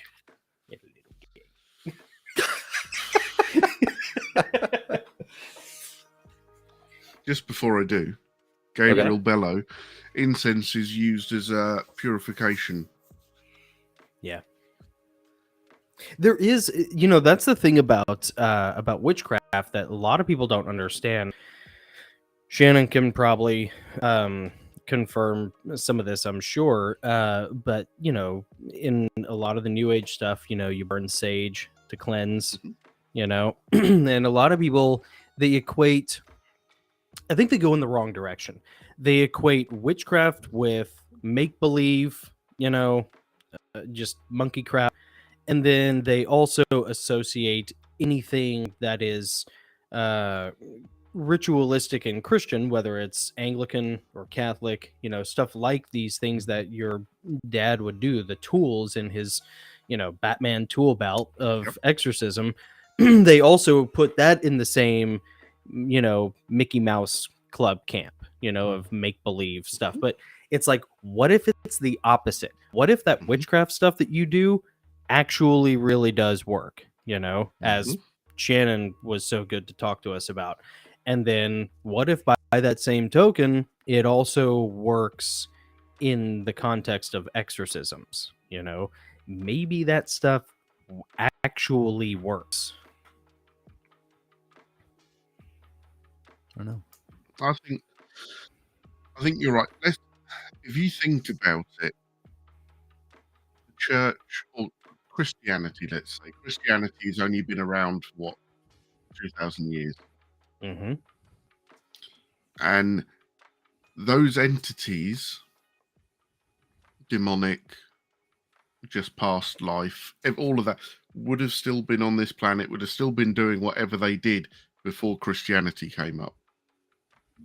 Mm-hmm. And people will have found ways to deal with them, be that through luck or judgment or knowledge of herbs, because people might have gone, sage is good as a purifier for wounds, so why don't we burn it and see if it purifies an area?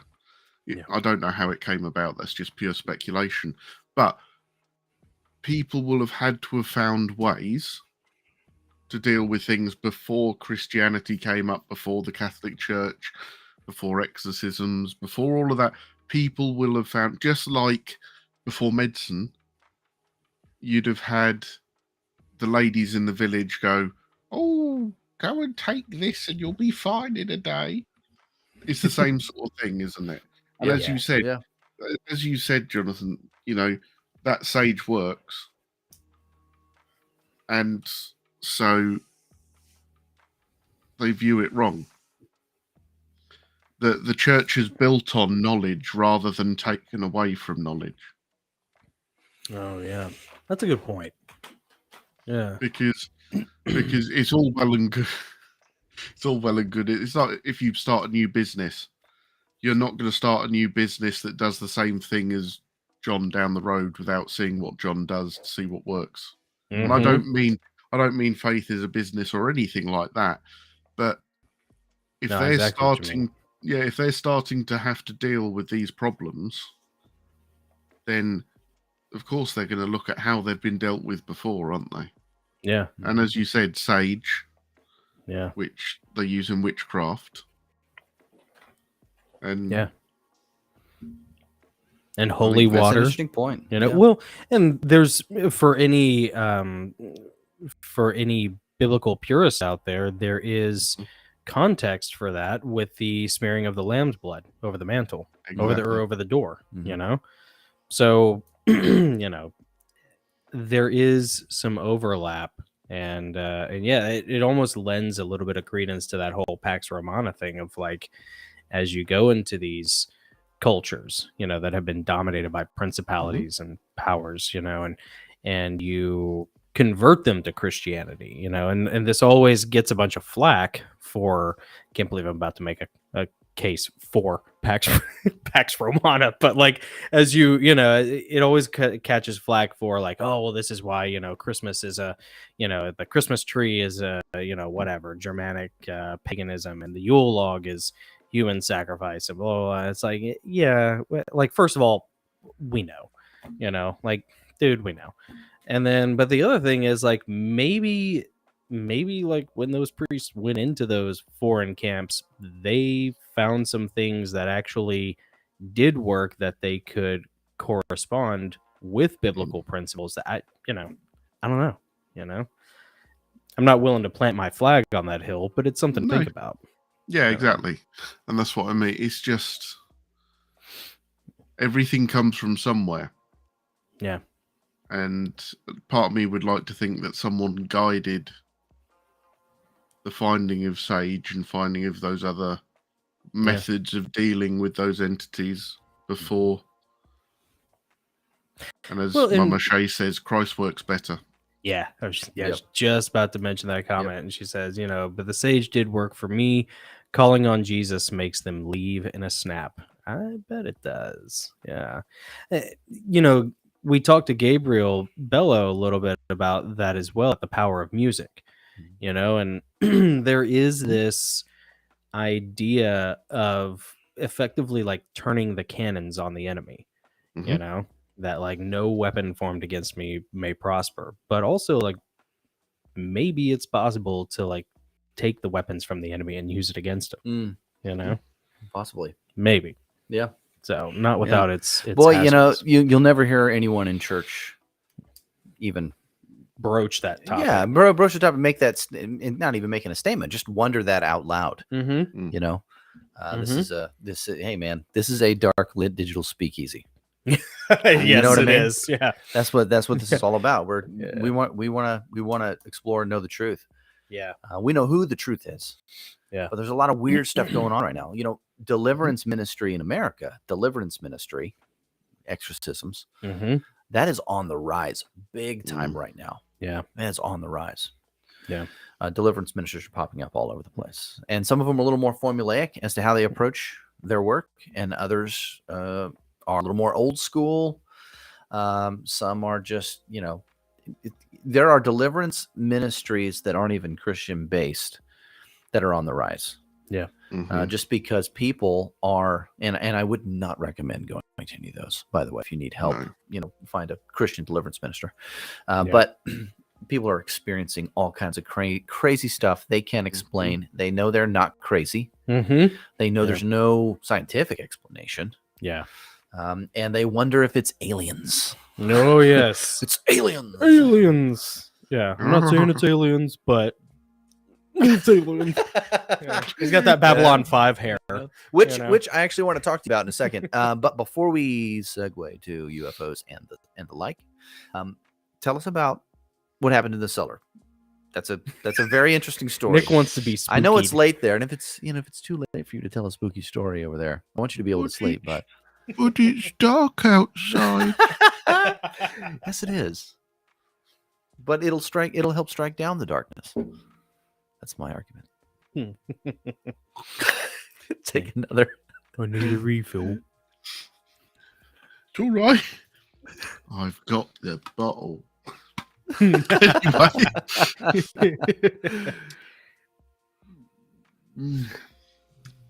Which cellar one? Oh. Yes. All of them. All of them. How many cellars did you hang out in when you were a kid? We might need to talk. Are you talking about the one it an under the abbey? It was manor? Oh, maybe it's manor. Oh, the abbey one, Yeah. or the one in the manor house? I think it's the manor house. Was it a wine cellar or something? I can't. Where you had to remember. go get the tables, I think. Yeah, you had to get the tables. Mhm. But whichever other one you're talking about, I want to hear about that one too. Yeah, do that one next. Tell us a story, Adam. Are you sitting comfortably, children? Then I'll begin. So, helping set up a church event, and Dad says, "Go down to the cellar and get some tables." Go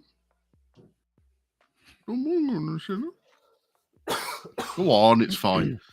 So I go down in the cellar, and I'm walking down, and I'll keep walking down because I've got to go right to the other end to get the tables.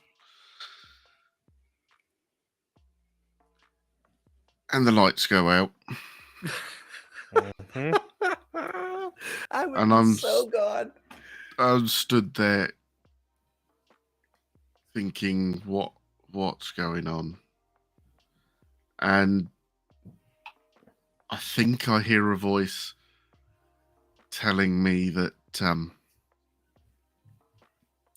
I can't leave.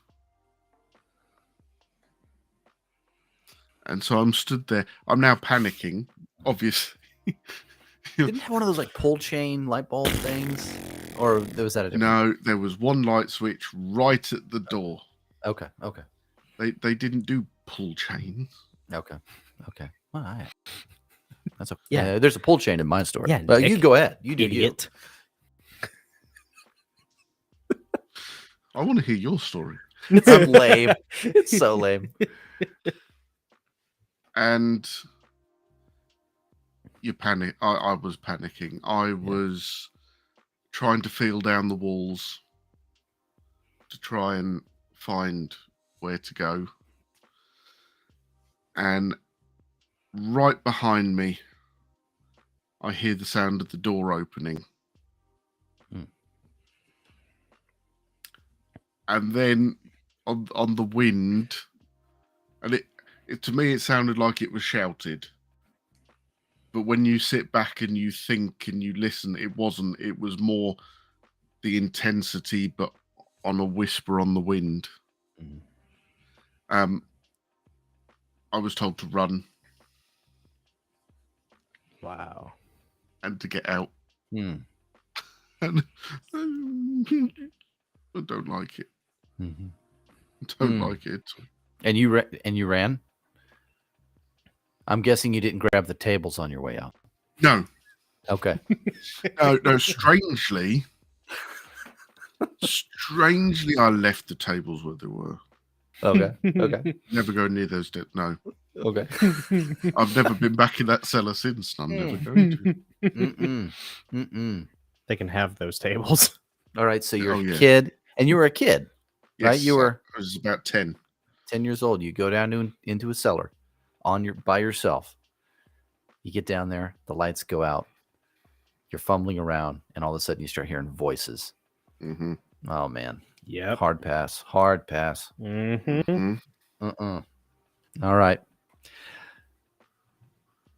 Tell us the other one. Yeah.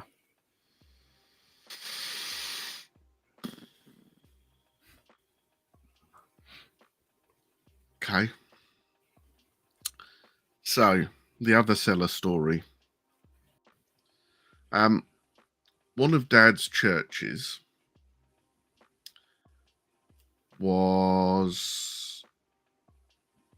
had a crypt and an underground heating system.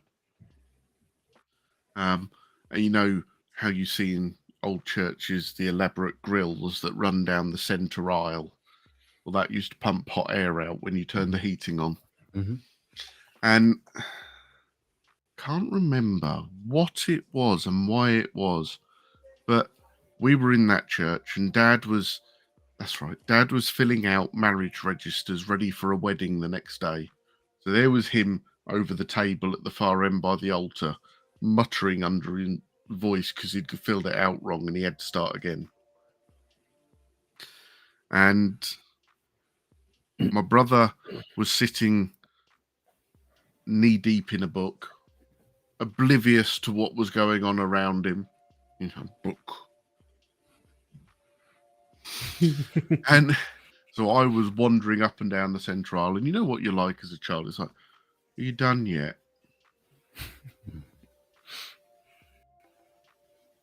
How about now? Yeah. Are we there yet? And I heard someone asking for help. And I looked round and looked at my brother, and it's like, no, it's not him. Turned around, looked at Dad, and it's like, well, he wouldn't ask for help. He's filling out a bookie thing. So I ignored it. Just thought, you're hearing things, Adam. And I'm wandering up and down and up and down. And then I heard a call for help again. But this time, I felt my foot vibrate. And it was on one of the grills to the underground heating system. Mm. So I went out of the church, walked around the outside of the church, just like this, with the head movement and everything. and went down the steps to the underground heating system, thinking that it might be a nice idea to tell Dad I was going down there. Yeah, Maybe. after a voice crying for help. You know. Yeah. But instead, and I went in, and it was really bizarre because you had huge, and I'm talking about sort of like 11-inch diameter pipes Mm-hmm. Yep. filled with hot water that ran under all these heating vents. Mm-hmm. And I'm walking around, and I hear help again. Hmm. And it's calling from the top at the chancel, so where Dad would be sitting.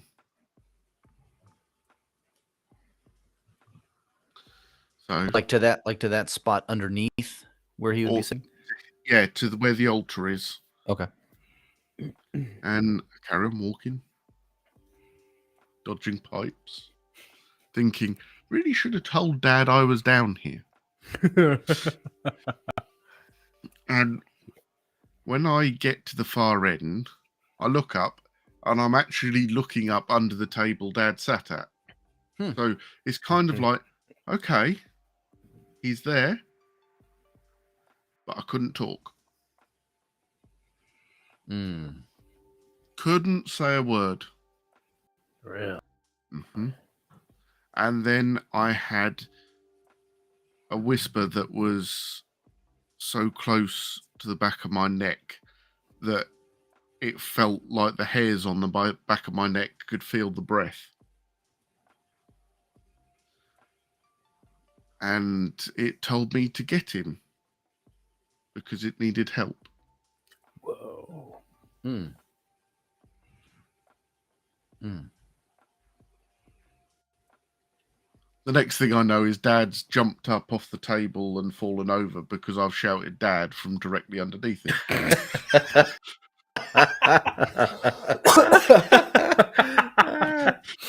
Your poor dad. he wanted to kill me. I bet he did. He seriously wanted to kill me, and he told me to come up, and I couldn't move my legs. Oh wow. And so he had to come down, and when he came down, I told him that someone was asking for help. And he asked me to ask why. And it was because they couldn't rest. Mm.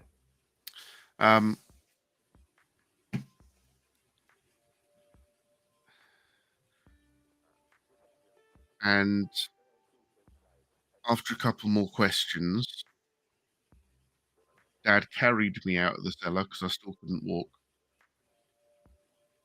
But when we got out, he went and checked something. And there was a big gangster brothers in the UK. I'm not going to say their name because in case. Mm-hmm. And Dad went to a grave and he did a blessing on the grave. And then I was able to walk and move about and was normal again. Hmm. Really? But you weren't able to until he did that blessing Nope. on the grave. Wow. 2 You weeks thought you were later, creeped out before. 2 weeks later, the police turned up and they dug up that grave. Really? And there was 3 bodies instead of 1 in that grave.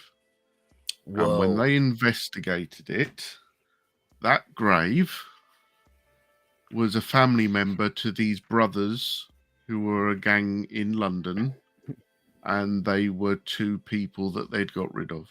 Whoa. Wow. How did your dad know to look for that? he asked questions of. So he asked me to ask how to help, and they said they couldn't move on. And he asked, "Where are you?" And they gave him a name. Oh, And it just so happened that the grave with that name on it was right next to the path through the churchyard, so he knew where it was. Whoa. That's So one he of the. went to that and he did the blessing, and I'm just like, dip, dip, dip, dip, dip, dip, dip. But no, so there was one person that should have been buried in that grave, Yeah. but the other two were people that this gang had got rid of. Wow. And he thinks that that incident was them asking for help to pass on because they were taken from this world in a way they shouldn't have been. That's wild. Wow. I mean, that's solving a double homicide, potentially. The you weird know? thing is, though, he was so calm. I went, I can't move. And he's just like, okay. Your dad seems to have like a very measured, unflappable disposition. He seems actually very Melfaxian. Yes. You know what I mean? You know? Yes. Yeah. He is very Melfaxian. But when he gets flustered, You oof. watch out, right? Oof. Yeah. Uh-huh. Oh dear. Oh dear. Yes. It's not okay then. It's interesting that you and your dad were both in the church, but you heard the voice. You were a child, and why didn't they just say, why didn't they just yell out help in a way that your dad could hear it? And there's something about kids, Yeah. you know. Kids and animals, they say, don't. Yeah. Kids and animals. Good reason to have a cat. There's Never thought never I'd a hear myself say reason. I that. never thought you'd say that either. Yeah. If you're around a bunch of spooky stuff, you Get know. a cat. Yeah, or if you have a barn, you know, just get a barn cat. You know, Yeah. eat all the rice and all the mice Just and the don't rats make and the it a snakes. black one. Right. Yes. Mhm. Yeah. That is something that I would love to sit down with somebody and sort of just ask them about, like, what sort of investigative eyes or investigative mind or training do you have to have as a member of the Exorcist team? Because you are looking for things that no one else knows what to look for, you know? It's quite weird because Dad said he was picked because he didn't prejudge. Yeah. So because he's always been very open in the way he thinks, that's why he was picked. Because the way the bishop said to him is, if your mind is closed to it already, you're never going to believe you're doing anything. So actually, it's not going to happen necessarily. Or you're going to belittle the people you're going to help, which then isn't the mission that the church is on anyway. Yeah. No, that's powerful. That's Because cool. a lot of the power for exorcisms comes through faith. Yeah. So if you don't believe in what you're doing, how can you have faith that it's going to work? Yeah. You can't, can you? So already you're diluting the power you're being given to do something. It's all about that faith, man. Yeah. Your dad is awesome. Every story about it's Papa amazing. Pearl. Yeah, is always it's so amazing cool. stuff. His unique experience. Yeah. Serving as a minister and a priest and being a part of that, exorcism team that the church doesn't even admit exists officially. Yeah, I know. Right. Officially. Yeah. But that's very interesting. Is there still a lot of do you see a lot of superstition that still exists in the UK? Or is everything so modernized now that people have kind of just moved away from that? No, it's very superstitious. Hmm. Very. I mean, I think I'd say there's more of the population that believes in ghosts and paranormal. I'll put it under paranormal Mm-hmm. than there are that don't, Hmm. by a long way. But I think a lot of that comes from the stories and the breadth of the history. Right. When you've got churches and buildings that were built in the first century, so 1066 onwards, and then you've got manor houses that were built on the 13s, 14, and 1500s, those stories live on. Yeah. And, you know, it's like Bloody Mary saying it in the mirror, isn't it? Hmm. If those stories go and that belief goes, some bit of the identity of that stately manor goes, or Mhm. that church goes, or Yeah. that old building goes, or the abbey goes.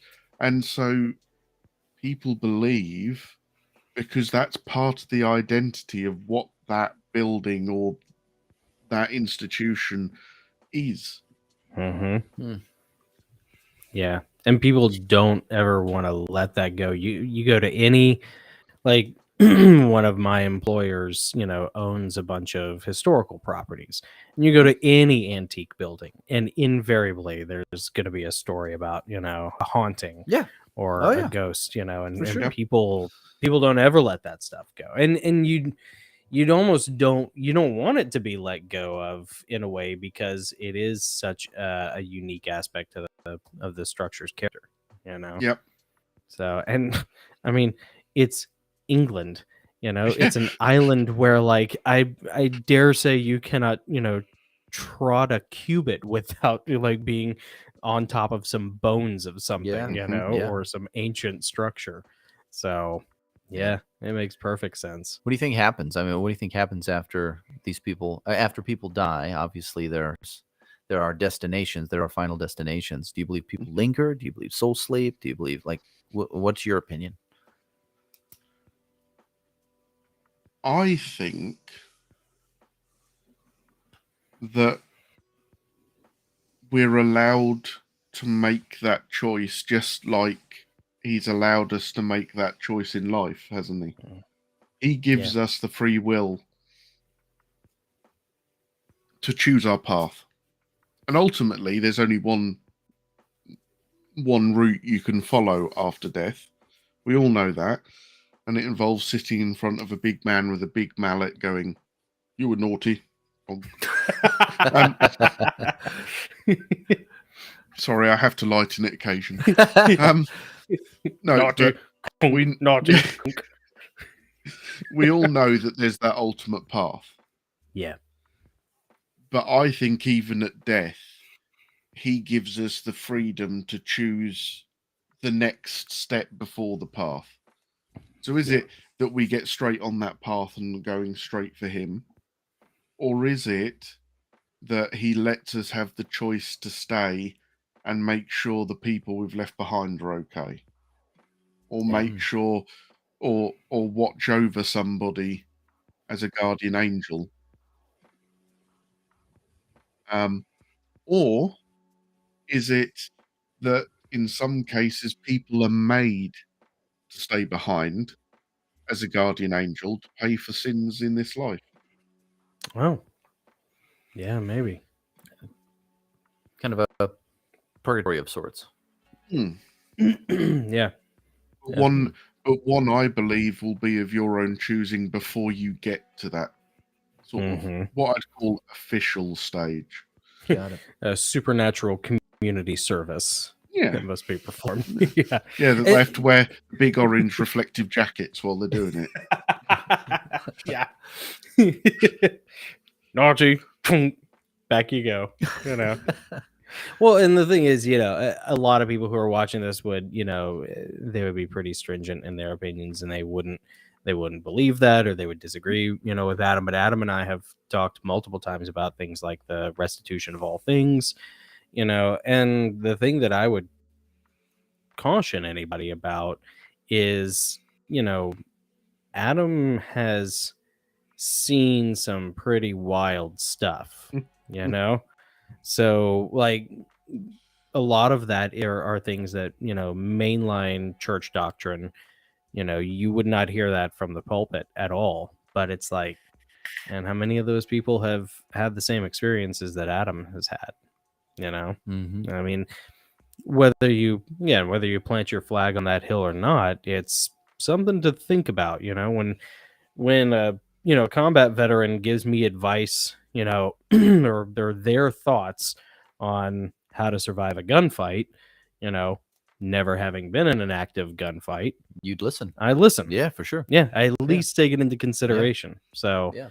Mhm. Gabriel Bello a while back had made a comment, by the way, about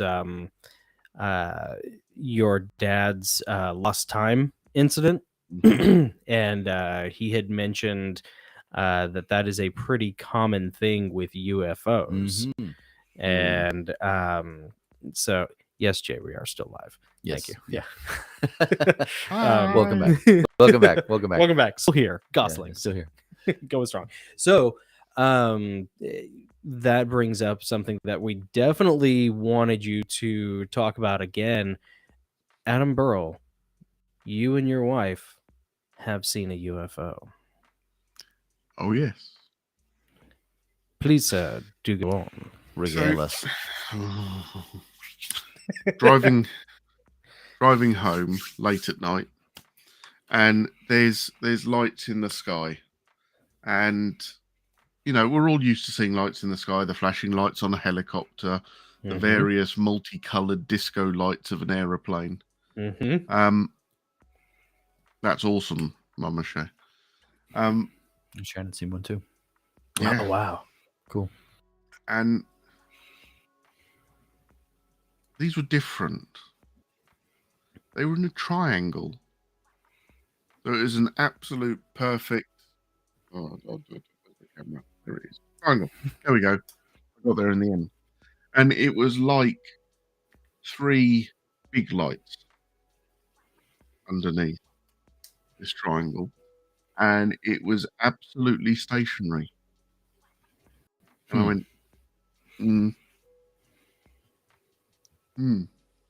I went into caveman speak, because I'm like, am I seeing that? When you see something you just don't believe, you go into the UG mode. Yeah. Yeah. The Ugnuk mode. Yeah, that's right.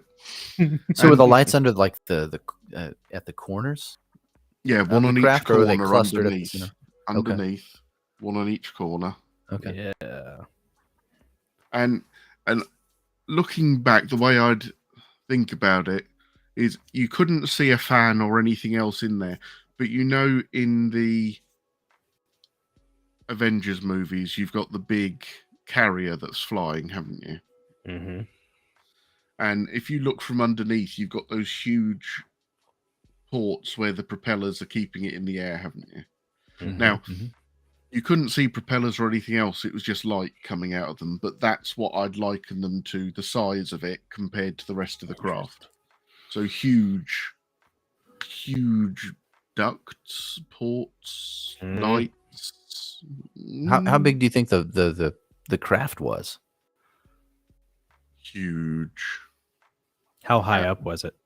It wasn't high at all. It was perhaps 500 feet. Okay. Yeah. Okay. So not high at all, but you're talking the back end of it was probably the length. Oh no, is a football pitch a football pitch, or is a football pitch a soccer pitch? Now here we go. They're called fields, Adam. Football field, 100 yards, 300 I feet. think it's the same, isn't it? For American soccer, football field. That's what I was That's more what I was checking. Was are Yeah, they yeah. similar sizes? 100 Yeah, yards. yeah. Yeah. I think, yeah. So I think you'd fit at the back of the point. You'd have fitted 3 or 4 football fields long. Whoa. Oh, okay. And forwards, I couldn't tell you because you couldn't see the point because it's just huge. Wow. And when we were watching it, it went from being there to gone in the blink of an eye. Did it vanish or did you see a trajectory? You could just about make the shape disappear, Really? but it was gone. That's way too big to be a stealth bomber or a blackbird. Was it just hovering there? drone. I mean, it was It just was hovering. hovering. There. Just hovering. Were And then you it guys went in the from- car, or were you guys Yeah, walking? we were driving in the car, and Okay. it literally went from hovering over a field to gone. How far away from you? Like, was it sort of overhead or did you see it? We got within a mile of it. Wow. And did you like see it off to the right or was it in Off front to of the you? right, off to the right. Wow. So you're just driving at night, you and D, and and by the way, you guys live. If correct me if I'm wrong, but you guys live fairly close to an RAF base. Is that Mhm. right? Yeah. We So live just- very close to an RAF base. We live very close to a US air base. Oh. We live close to Mildenhall and Lakenheath. So one of them is a bomber base and a strike base, and one of them has the galaxies and all the supplies Oh yeah. come in and out of it. That's cool. But So nothing we have like both that. of them. No, Yeah. no. Was it like And- black? Was it darker than the night sky? All you could see. So if you can imagine when you look out at night and there's an angular shape, how you see light along the edges, Mm-hmm. The but silhouette. the surfaces are black.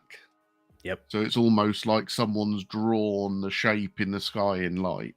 Yeah. That's all you could see, other than these great big lights underneath. Mm-hmm. And then Yeah, it and just went. It matches it matches the footage that was taken from that naval vessel off the coast of Yes. California in Mhm. I don't know, 2017, 2018, something like that. Yeah. With the 3 lights, big triangles, Yep. with 3 lights, and it was just barely moving. And it just Yeah. goes. And when it decides to go, it's just gone, isn't it? And Yeah. they're going, where's it gone? Yeah. Mm. So you and your wife are just driving on the road, I Yep. guess going somewhere or going back home, and Heading then home. headed home. Yeah. And you spot these 3 lights, out off to the right, probably about a mile away, and the Mhm. thing looks like it is at least 3 football fields wide, 300 yards wide. hmm And you see it there, and is it moving? Does it come to you? Is it stationary? And then you Just see it, sits there. it's just it's- hovering It's 500 feet, absolutely stationary. making no sound. No sound. Yeah. No sound. Because I actually pulled over thinking it's got to make a sound. How long In did my it linger there? About 5 minutes. 5 minutes. Wow. So you got a good look. But you know when you pull over to Feel the good. side of the road and you're like, if it's making a sound, I'll be happy. Yeah. Oh yeah. Oh yeah. Because if there's a sound, I Yeah. can go, that's a jet engine. That's Yeah, fine. that's something we made. Yeah. Yes. We did that. And I sat there and I was looking at it. And it was bizarre. It just sat there and then just went. And the only way I can think to describe it is, in Star Trek when they go into warp, Right. you hear that, you see that sort of the shape elongate and disappear. Yeah. I'm not talking about all the flashes and Yeah. Mhm. the little lighting effects, but that's exactly, it looked like the shape stretched and then it was gone. Wow. And I'm just sat there going, ooh, ooh. Man. And we get started up, we get moving again. And as we're going, 4 Apaches come across the road, flying in the direction it went. Really? Mhm. Response vehicles. Like, wow. Oh, yeah. That's Oh, yeah. interesting. How far into your marriage were you when this happened? How long had we been married? 3 years. 3 years? Okay. Did you ever run it past your in-laws? No, Really? no, Still to this day? no, Yeah. no. My father-in-law is ex-RAF, Right. and he'd have been very, don't be stupid, you didn't say anything. Okay, yeah, fair. Because in his head, it's probably something I shouldn't have seen, Right. and so I just need to forget about it. Yeah, you wouldn't get any answers anyways. Gotcha. I mean, his call to fame is in Area 51. What? Keep talking. So Keep the British had a weapon system called the Rapier, Okay. Mhm. which was a mobile air defense system, which, by the way, is scary as hell Yeah. because it has what looks like an eyeball on the top of it, and that's the radar, or the radar sensor. But Okay. it's that it's that sensitive that if it's within a building where it can't detect out, it will follow people. Really? You walk in, the father-in-law goes, "Go in that room, Adam." So I walked into this room, and this thing just goes, "Oh, hello." No. So walk round it, and it's going, and it's like, "I don't like this. I like this less than I like Sellers." Anyway, I'd it rather felt have a the little ghosts. bit like, you know, the original War of the Worlds, where they had the weird eyeball thing on top of the floaty thing. Yeah. I have Yeah. to look it up. I'm looking at the picture of this thing now, and yeah, it's pretty creepy looking. Okay. I would not want this thing staring at me. So they were over in Area 51 selling the Rapier kit to the US Armed Forces. Ah, okay. And this would have been 1970s, 1980s, maybe a bit earlier. And he's there. He's got it set up, and all the, you've got the camp commander, you've got generals and all sorts all round him. And he goes, "Oh, wait a minute. I've got 3 contacts there, and there." "What do you mean you've got 3 contacts?" "Well, I've got contacts there, and there." "No, you haven't." "Well, I have, because they're on my radar." And no, you haven't.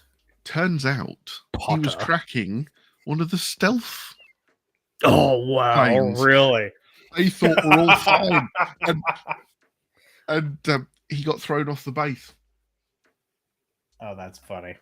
because he was obviously they were in development at that point, but they thought they'd got to the point where the radar jamming and the radar dodging was at its optimum. They didn't need to do anything else, and he tracked a Blackbird and 2 other stealth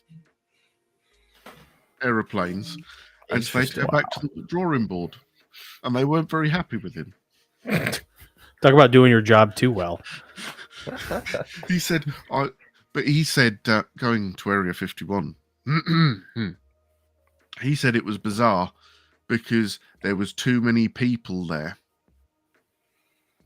And I said, "What do you mean there's too many people there?" He said, "So if you look on any photograph you can get on the internet, and you look at the hangars and everything else that's laid out in Area 51, if it was a British base, they'd have needed 4 times the buildings to cope with how many people were on the base." Weird. What do you think that means? It's underground. It's all underground, like like the Denver airport. That's what I think. I mean, Interesting. some of it some of that overstocking of people might be to do with him being there and them trying to sell the rapier kits and bringing staff and all that sort of thing. But he said the day-to-day stuff, there was too many people on that base. Wow. And I'm sitting there going, What's under the ground? Yeah. I said, what else did you see? Nothing. I wasn't allowed. Why weren't you allowed? Because I saw their plane and they weren't happy. He was persona non grata. That's funny. Welcome to the military. Folks. They weren't allowed to take the rapier kit away with them either. Oh, I bet. Yeah. That had to stay on the base. Uh-huh. Oh, man. Yeah. Yeah. It's spotting our blackbirds and our stealth bombers. Yes, we need that piece of kit to make things work better. Now leave it alone. Yeah. You haven't paid for it yet. I don't care. Checks in the Leave it mail. Wow. Yeah. Yeah. Man, that's crazy. We've That is never crazy. heard that story before. No. That's No. good. Adam. I haven't bring really the talked heat. about father-in-law. to be Yeah. fair. I don't think so. Well, you know, Jay Reese said that she's convinced in-laws have a tiny touch of demons. So, you know. No. In-laws don't have a tiny touch of demons. They have a lot of demons.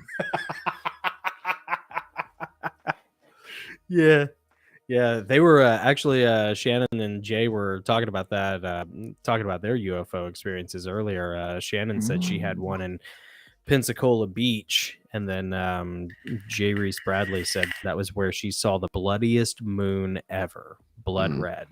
She said she thought the world was ending. Yeah. So Blood moons are weird when you see them. Boy, they are. Yeah. I almost went off the side of the road looking at one on the way to work one morning. Mm-hmm. It was a blood moon, and it was I didn't think the moon was supposed to be in that part of the sky. You know, like it was. You thought it was like a Death Star? And it was like beet red. Yeah, it was freaky. It's the demon planet Apophis. Yeah, it's Apophis. It's Apophis come to kill us all. We gotta do a show about Apophis. Yeah. It's gonna be cool. So what do you think these UFOs are? Do you think it's secret military stuff going on, or do you think it's otherworldly or interdimensional, or what's your opinion? I used to think 100% it was military or secret military or all of that sort of thing. Since the release of those, or the declassification of those videos and the testimony from the fighter pilots from your Navy, I'm swaying a little bit more to extraterrestrial. Yeah. If I'm honest, because from my point of view, what government would put that out there if it was them? Yeah.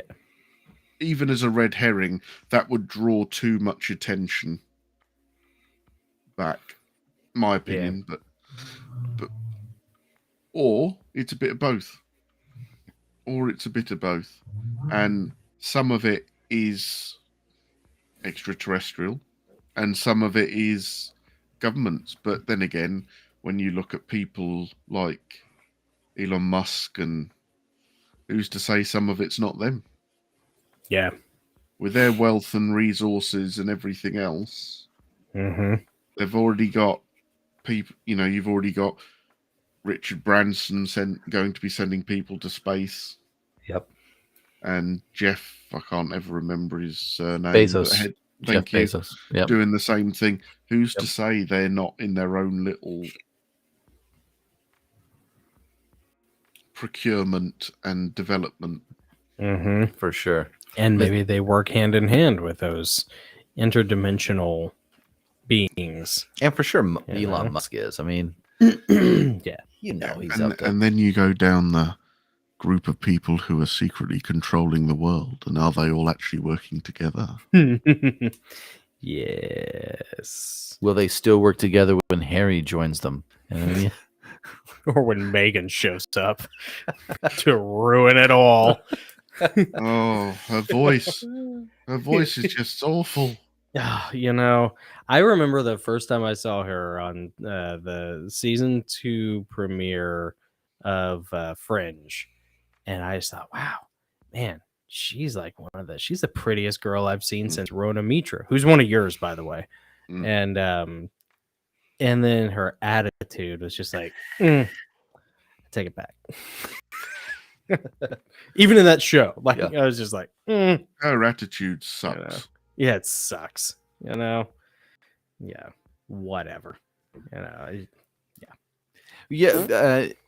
Gabe asked a cool question. He says, "Who's more Lex Luthor, Bezos or Musk?" What do you think, Adam? For looks, it would be Bezos.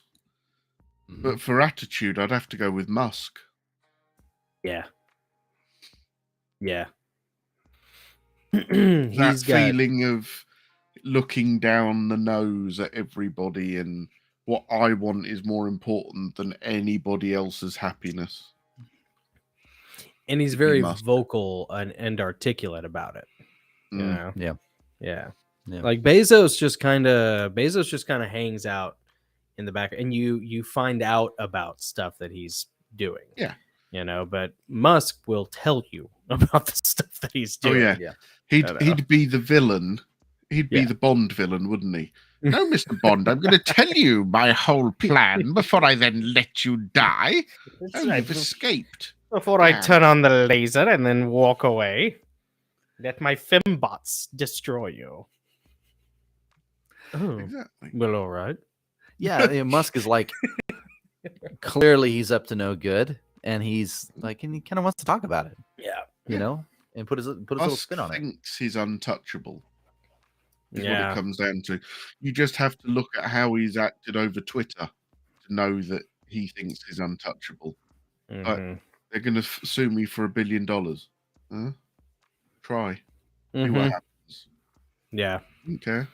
And he makes the right people angry, which is great. He makes all those progressives and all those screaming leftists, because Twitter really is like the Mos Eisley of social media, you know, and he makes all of those people freak out, which is great, you know, but he also wants to put chips in our brain, and that's, you know, but he does also come out and try to warn people about AI.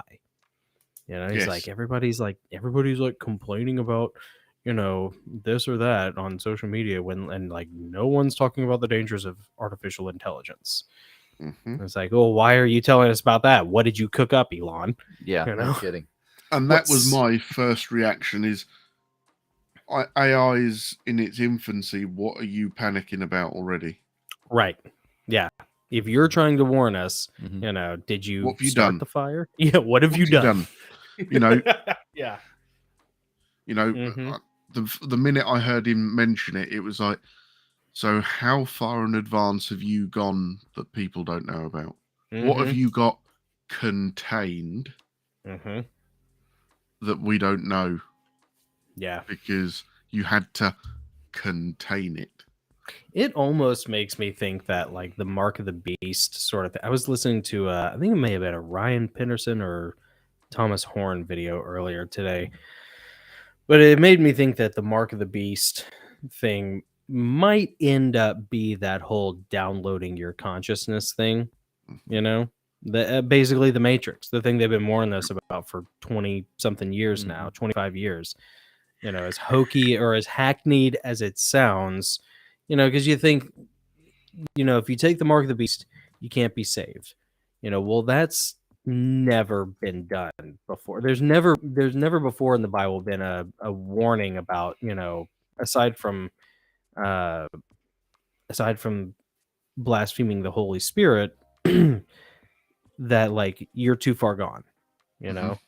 But I mean, this whole, and it has to be a willful choice. It's tied to economics. It's tied to some sort of financial system, you know, and it just makes me think that like this whole transhuman movement, you know, might be that whole Mark of the Beast deal. You know?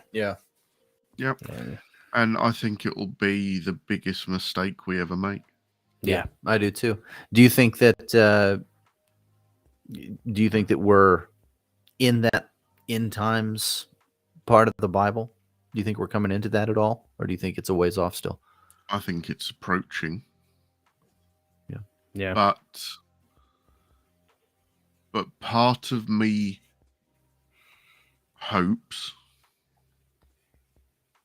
or no, part of me has faith, that's the right way of putting it, rather than hope, although, that God will show us a way out of it.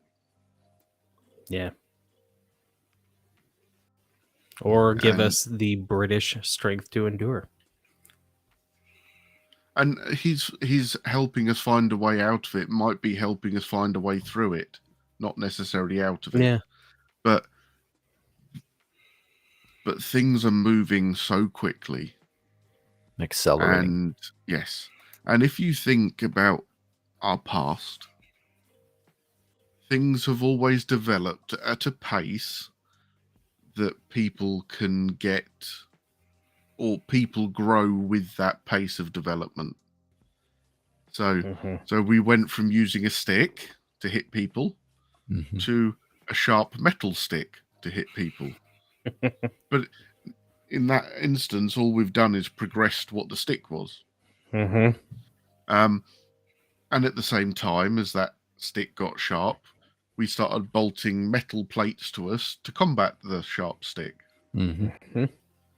Whereas it seems to me at the minute that things are moving so quickly that the stick's getting sharper and bigger, but the armor sheet can't keep up.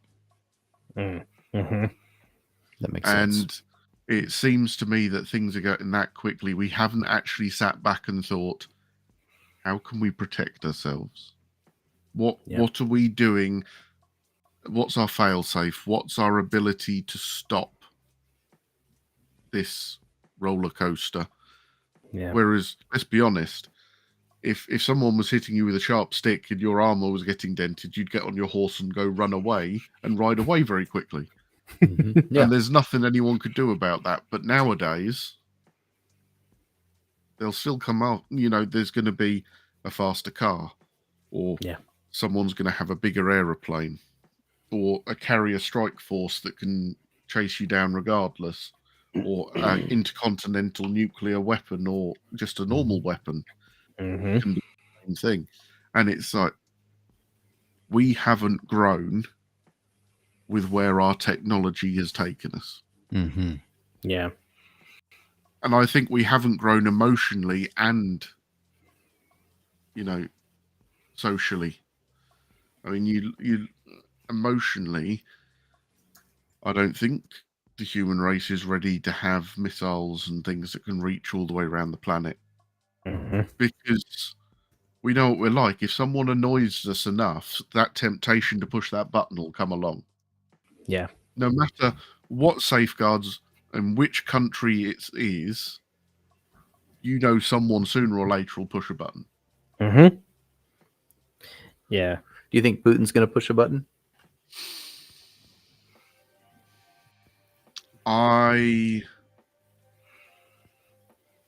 If it was just Putin, yes. I think he's more than capable of pushing that button. My hope is that the people under him would balk and stop him. Yeah. Wouldn't be the Because first time it's happened. No, because they would realize what would happen afterwards. Yeah. Yeah. And it's not worth it. No, it's not. And that's my hope, is you've got one crazy man, or I use the word crazy, but you've got one man who has the will and the strength, and I don't think he's got the care about what the consequence is not to push the button, because his belief is no matter what this war or what this conflict has shown us, is that country isn't the powerhouse that everyone thought it was. Yeah. It's been held back by a much, much smaller force in a much, much smaller country. And let's be honest, I heard about the invasion and thought it was over. So they've proven me wrong. Yeah. Because you do. You think of the size of one to the other. Yeah. It to me, it would be the equivalent of you guys not being able to do Ukraine. Right. Or, like the Bahamas. Yeah. It would be that sort of equivalent, wouldn't it? Mm-hmm. Yeah. Mm-hmm. The idea that they could outlast and outfight you would be ridiculous. Mm-hmm. Yeah. And Russia is still a superpower in everyone's head. So Right. to me, the idea of the Ukraine being able to outlast Russia was ridiculous. Mm-hmm. But they've kind of proved us wrong on that. Yeah. And I think he'll get to a point where he can't have Russia not look strong enough to push the button. Especially as NATO continues to poke the bear, They really are poking the bear as well. Yeah. Mm-hmm. Yeah. They're all about boundary testing with the bear, but They're not being subtle, are they? Let's No, be they aren't. honest. Here's the thing, you might be a paper tiger, but you crawl into the cage with a paper tiger, you still get paper cut. Yeah. That's true. So, That's true. Yeah. So, yeah. so do I think he's got the will? Yes. But I think the minute he went down that road, someone would stop him. Yeah. Hopefully cooler heads and less maybe egotistical heads will prevail, and it might be the one time where committee saves us. Maybe. Or at least saves Ukraine from itself. Yeah. Yeah. Or saves Russia from itself. Yeah. Yes. Yeah. Because that's the problem, isn't it? If that happens and Russia started threatening other people, you look at NATO and how many people have got those armaments. Mm-hmm. Yeah, it mushrooms pretty quickly. It would be because all it would take was a member of NATO, and everyone else would press the button back. Mm-hmm. Yeah. And I know we haven't got a huge arsenal, but ours is big enough. Mhm. Yours is absolutely humongous. Yeah. Yeah. We're not overcompensating or anything. No. We're just, But the thing is, he can't take everyone out Right. without it coming back to hit him harder. Yeah, no one wins. That whole No. MAD thing, mutually assured destruction, really, it negates in a lot of ways the need for nuclear disarmament, because everybody knows, because of nuclear proliferation, mutually assured destruction keeps everybody from pressing the button. Mhm. Yeah. So Yeah. I mean, Man. what did I hear the other day? I heard a weird thing that they think North Korea is going to go after Russia. Which Oh, okay. I was sitting there going, Yeah. Didn't see that one coming. and I was going, why? Right, yeah. Yeah. And they said, well, if you think North Korea could make a huge land grab then, because Russia's looking all the way over there. Yeah. And it's kind of been proven that Russia's not very good on the field at the minute. Yeah. Yeah. Hey, may we live in interesting times. We do. Oh, could I you mean, imagine it? Could you Russia's- imagine it? Russia's mad, China's going back to gold, Just the there's queen no is dead. China wins in every scenario. Mhm. Yeah. Yeah, listen, that's on you guys, by the way, because you had them under control, and then you just got up and left. You left Hong Kong. I know, because it's in rush hour 2, and go take them back, Adam. Put them under control. You Come on. know those things that you look back and go, why did we do the right thing? Why? Every day. Every day, Why did, Adam. why did we do that? What have we done? Yeah. What have we done? Yeah. It's just like, Yeah. I I buggered myself. yes, pretty much. We've let the place that could have powerhoused our economy for the rest of time Mm-hmm. and let them do it themselves. Yep. Yeah. And let's face it, You wouldn't want to tangle with that beast. No, Not oh gosh, now. no. Not both Not of now. them. You know, I mean, the only thing that saves us is kind of the same thing that saves you guys in a lot of the geography. You know, we are just hard to get to. You know, and the new Atlantis is nestled quite nicely between two bodies of water. Yes. You know, and it's the same thing for England. You know, you got that channel. You know, and We've it got the worked. moat. The moat. That's right. The only problem is the drawbridge is permanent now. They've built the Eurotunnel. That's right. Oh, that's right. Yeah, but they could bomb that. They could blow that up. I wouldn't be surprised if there's already that in place, if I'm Yeah. honest. Let's be honest. I'll get some friends. We got some dynamite. Okay. We'll blow it up. Yeah. Cool. I'll keep my eyes on the news. MI5 knocks on my door. You know, I guess it'd be MI6. You know, yeah. We get paid a visit. You know, be You like, said you could help us with the little demolitions. Come along. I'm sitting there like my American flag silkies, my Trump tank top, and a cigarette. Like, yeah, let's go do it. Yeah. You got some Simtech, or no, I need to bring my own. Which one? You know, hang on. I'll let you bring the big boom booms. I'm good at the boom booms. Let's do it. You know, we're British. We're not allowed that sort of thing. You gotta come out here. Maybe you ever get out here, we'll take you somewhere where you can enjoy that. sort of thing. Yeah. I have so many guns at him. I mean, He does. I He's not did. just talking. they're all gone in the boating accident, but in Minecraft.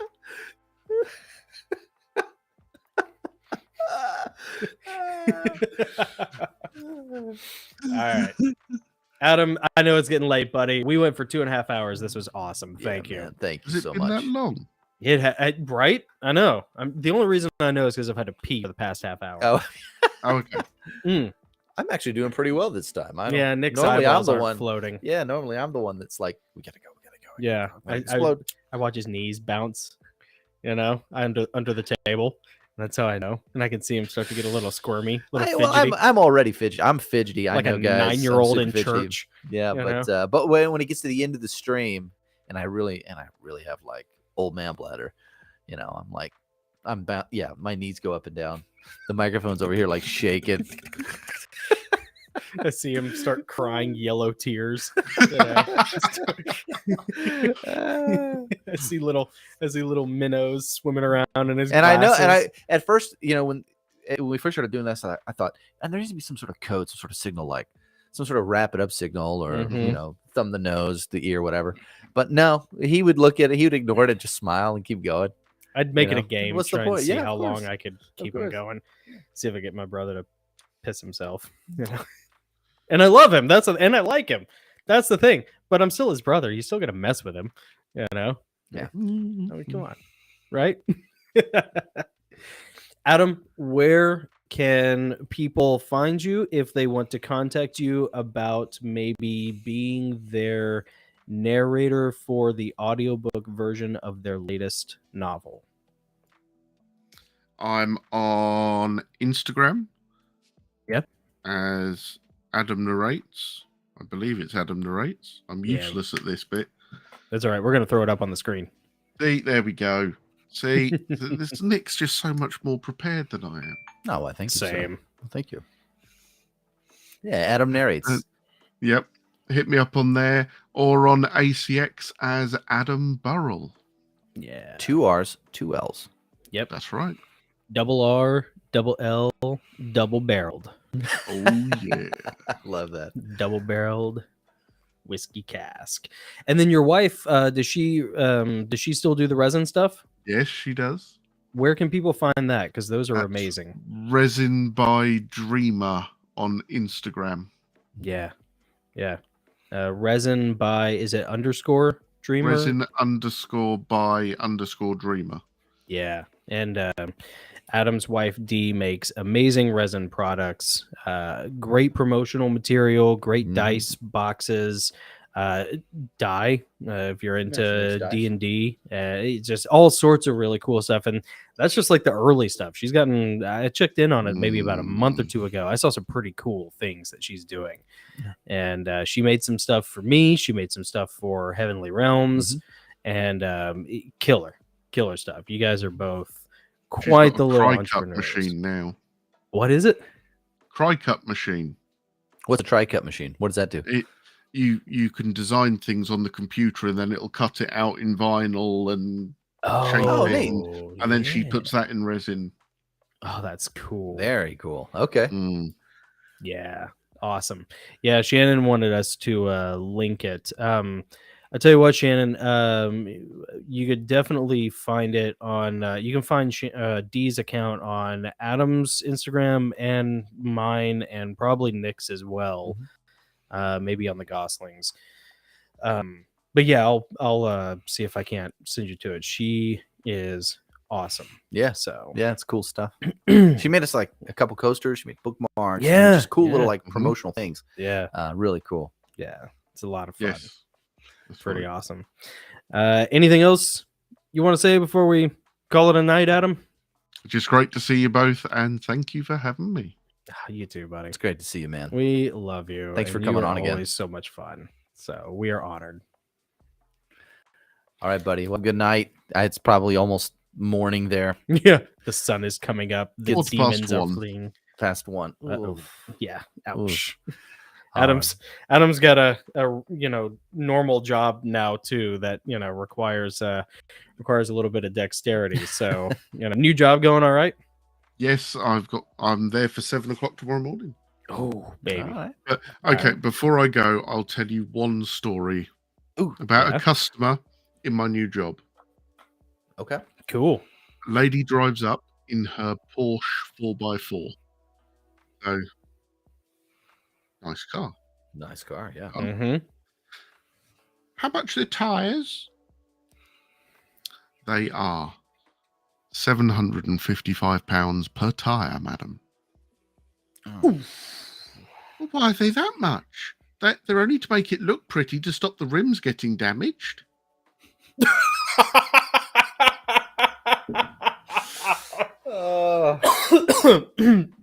You're not serious. Sorry.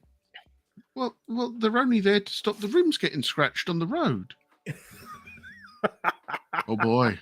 Oh boy, indeed. Oh Or as boy. we say in the South, bless her heart.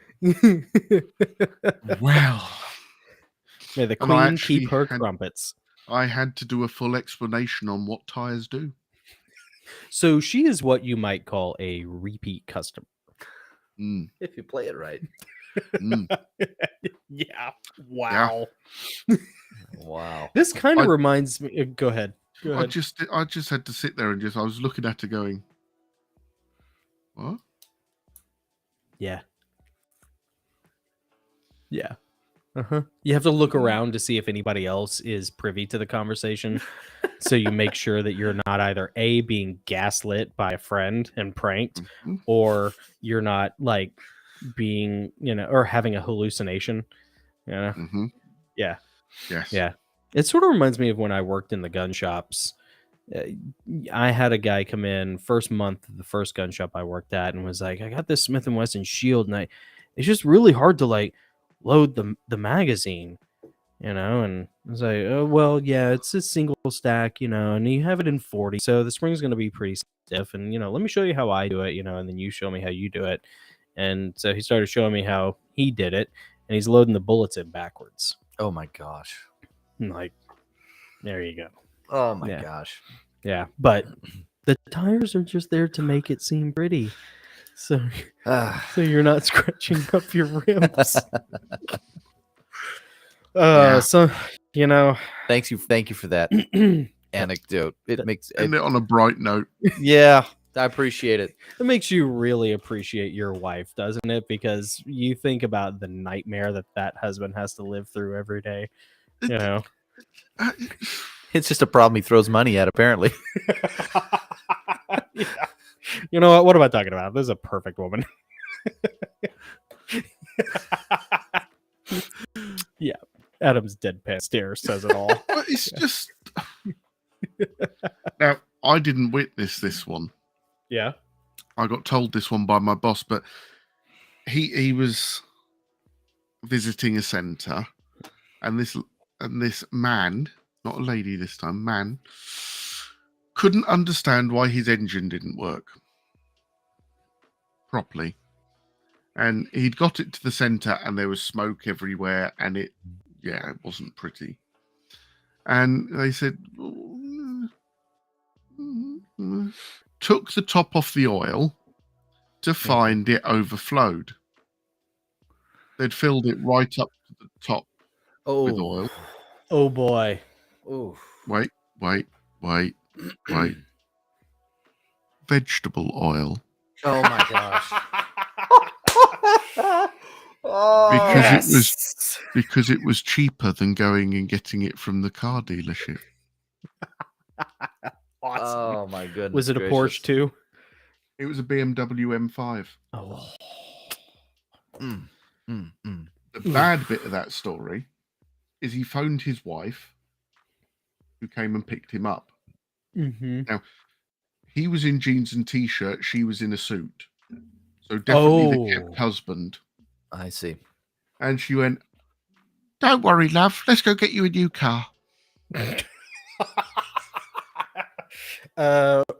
I'm moving to England right now because I didn't know that was possible. Wow. That's hilarious. An M5 that was less than a year old, and it's dead. Wow.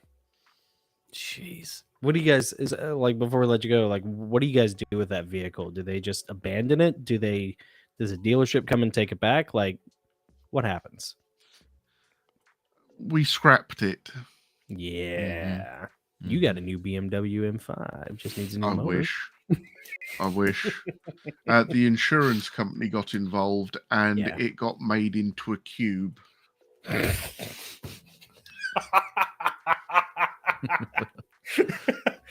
Adam, I cannot wait to have you back on to tell us more mechanic stories. I know. I write them down when I get the good ones now. Oh my god! Nice.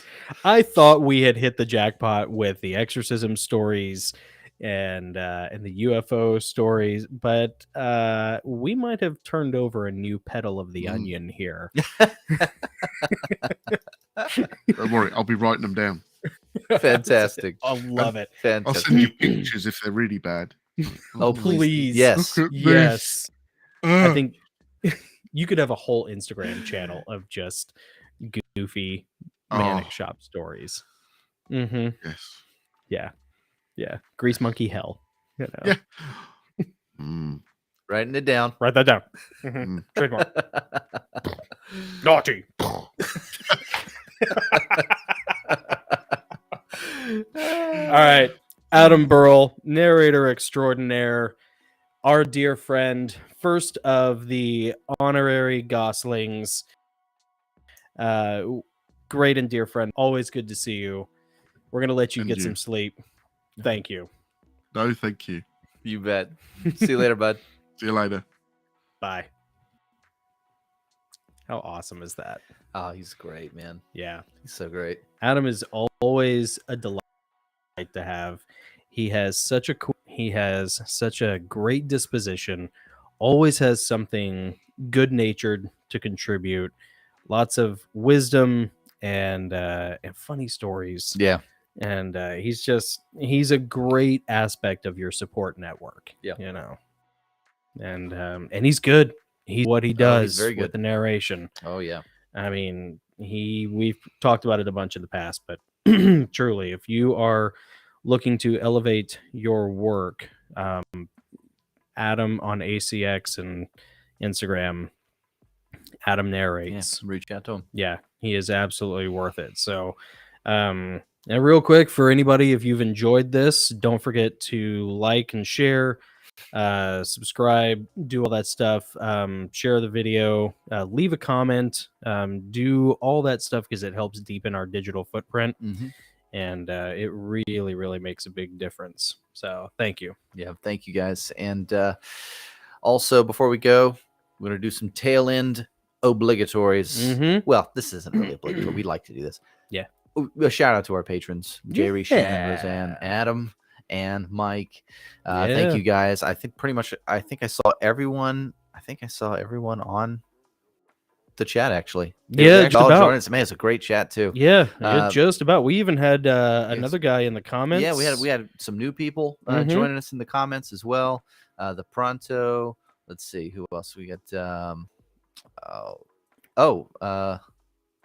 Loco Emo 2. Yeah, is he back. Very actually. good.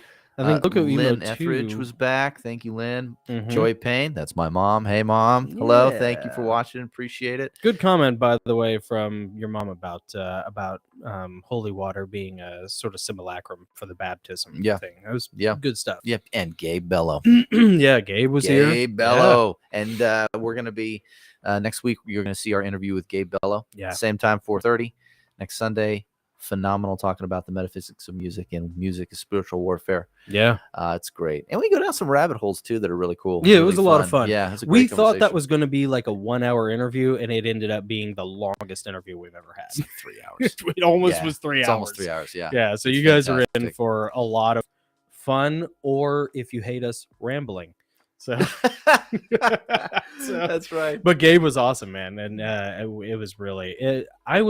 I was kind of like, man, I don't really know what we're gonna talk about, and I always get worried about that. And then you go in and you have like a handful of questions, or sometimes like a Gary Wayne, you have like 12 questions, which Yeah. Loco Emo 2, I think, found us because of a Gary Wayne video. Oh, okay, cool. If I'm remembering the comments correctly, so thank you. Yeah, Loco really Emo. appreciate it. But then we get into the conversation, and Gabe gets all of my dumb movie references. Oh, yeah. So we're having a blast. Poor Nick. Like, you should see the text chain. It's just Gabe and I making a bunch of I'm totally lost. I have Dune no idea what they're references, talking about. and I know my brother is so annoyed the whole time. I just have to keep my battery charged. That's the challenging part. It's dinging and vibrating, and I'm Yeah. turning all that off, and I'm just trying to keep my phone charged till Gabe and I are on a 2-man mission to destroy his iPhone battery. Yeah, and because I'll have an excuse to get a new phone. So keep it up. There we go. It's good. Yeah, see? I need a new one. I got a nice Oh. 6. I have like an ancient iPhone. So See, good and bad. I yeah, like. just rip it up. I have the ringer turned off. So Yeah, see? yeah, no big deal. All right. Yeah. Then the game's afoot. Just don't do it at 4:30 on Sundays because I need you here. Okay, fair enough. Yeah, Yes. you can do it on the chat. Yeah, Right, that's right. right. Yeah, and if you, Oh gosh, see- here we yep, go. Here we go. Here we go. The sleeper has awakened. my Yes, gosh. it has, Gabe. Oh, and Yes. Chungus, yeah, Chungus joined us earlier on. Oh yeah, And, I mean, gosh, Yeah. we had.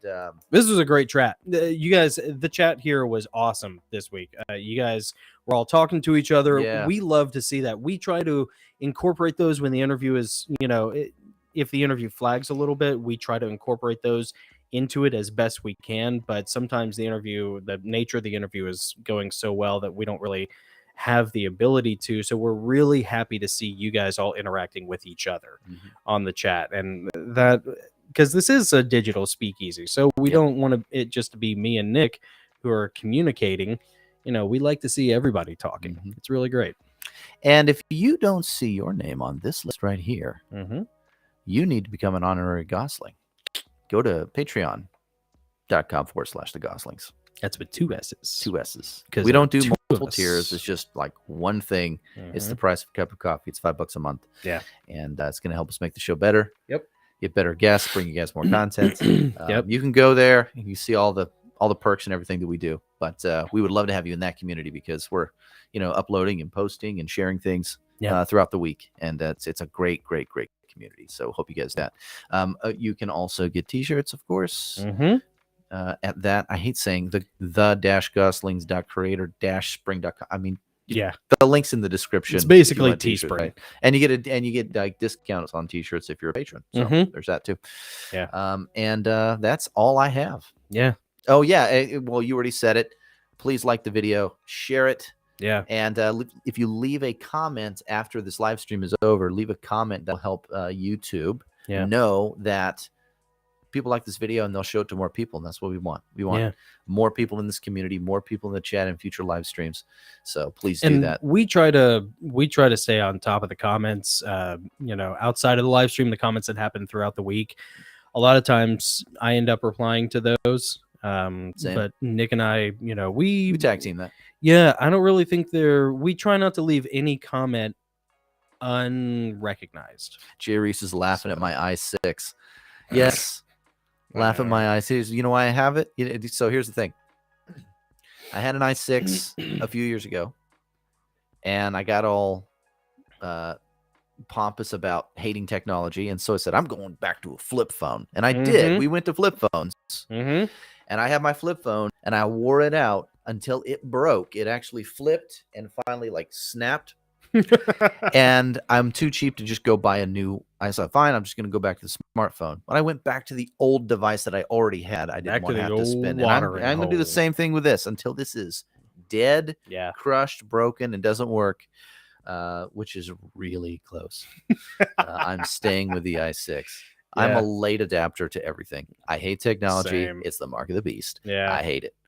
Yep. So laugh. It's okay. You can laugh. I just don't like it. Yeah. We have to have it, but that doesn't mean I have to be excited about the latest thing that every time Elon Musk or Steve Jobs farts, I got to get a Mhm. whiff. Yeah. You know what I mean? Yeah. No. Eating a pretentious fruit, No. I gotta Yeah. smell that pear. Yeah. Yeah. Not me. I don't want to bite of that apple. No. But Yeah. it's funny because in a few years, I'm gonna have whatever the latest thing is right now. I'm gonna have that in a few years. Right. And I'm Yeah. gonna be singing the same song. Yeah. Gonna be Well- just as lame then as I am now. Yep. That's So- all right. Just as much of a Luddite, but Luddite. Yep. cave Cave dweller. Yeah. Ladies and gentlemen of the jury, I'm just a simple caveman. But that is that's the dance with the devil and the necessary evil that we have to do in order to promote the books and promote the live stream. And if it weren't for those things, I don't think Nick and I would bother with social media or smartphones at all. Yeah. Because there's no reason to. It's No. just for pure marketing Yeah. and for handling the videos and for handling the Instagram. And you kind of can't do this without that stuff and have a day job. Yeah. Because It's it's true. a lot of effort to do it without smartphones. We know we did it for a while. Yeah. And to not very great effect. Yeah, to not very great effect. Yeah, Right. exactly. All right, So- man. Well, that's all I got. Anything else? Nope. No. I think so. I am Jonathan. I'm Nick. We are the Gosslings, and go forth. And strike down the darkness. See everybody. See you next week, guys.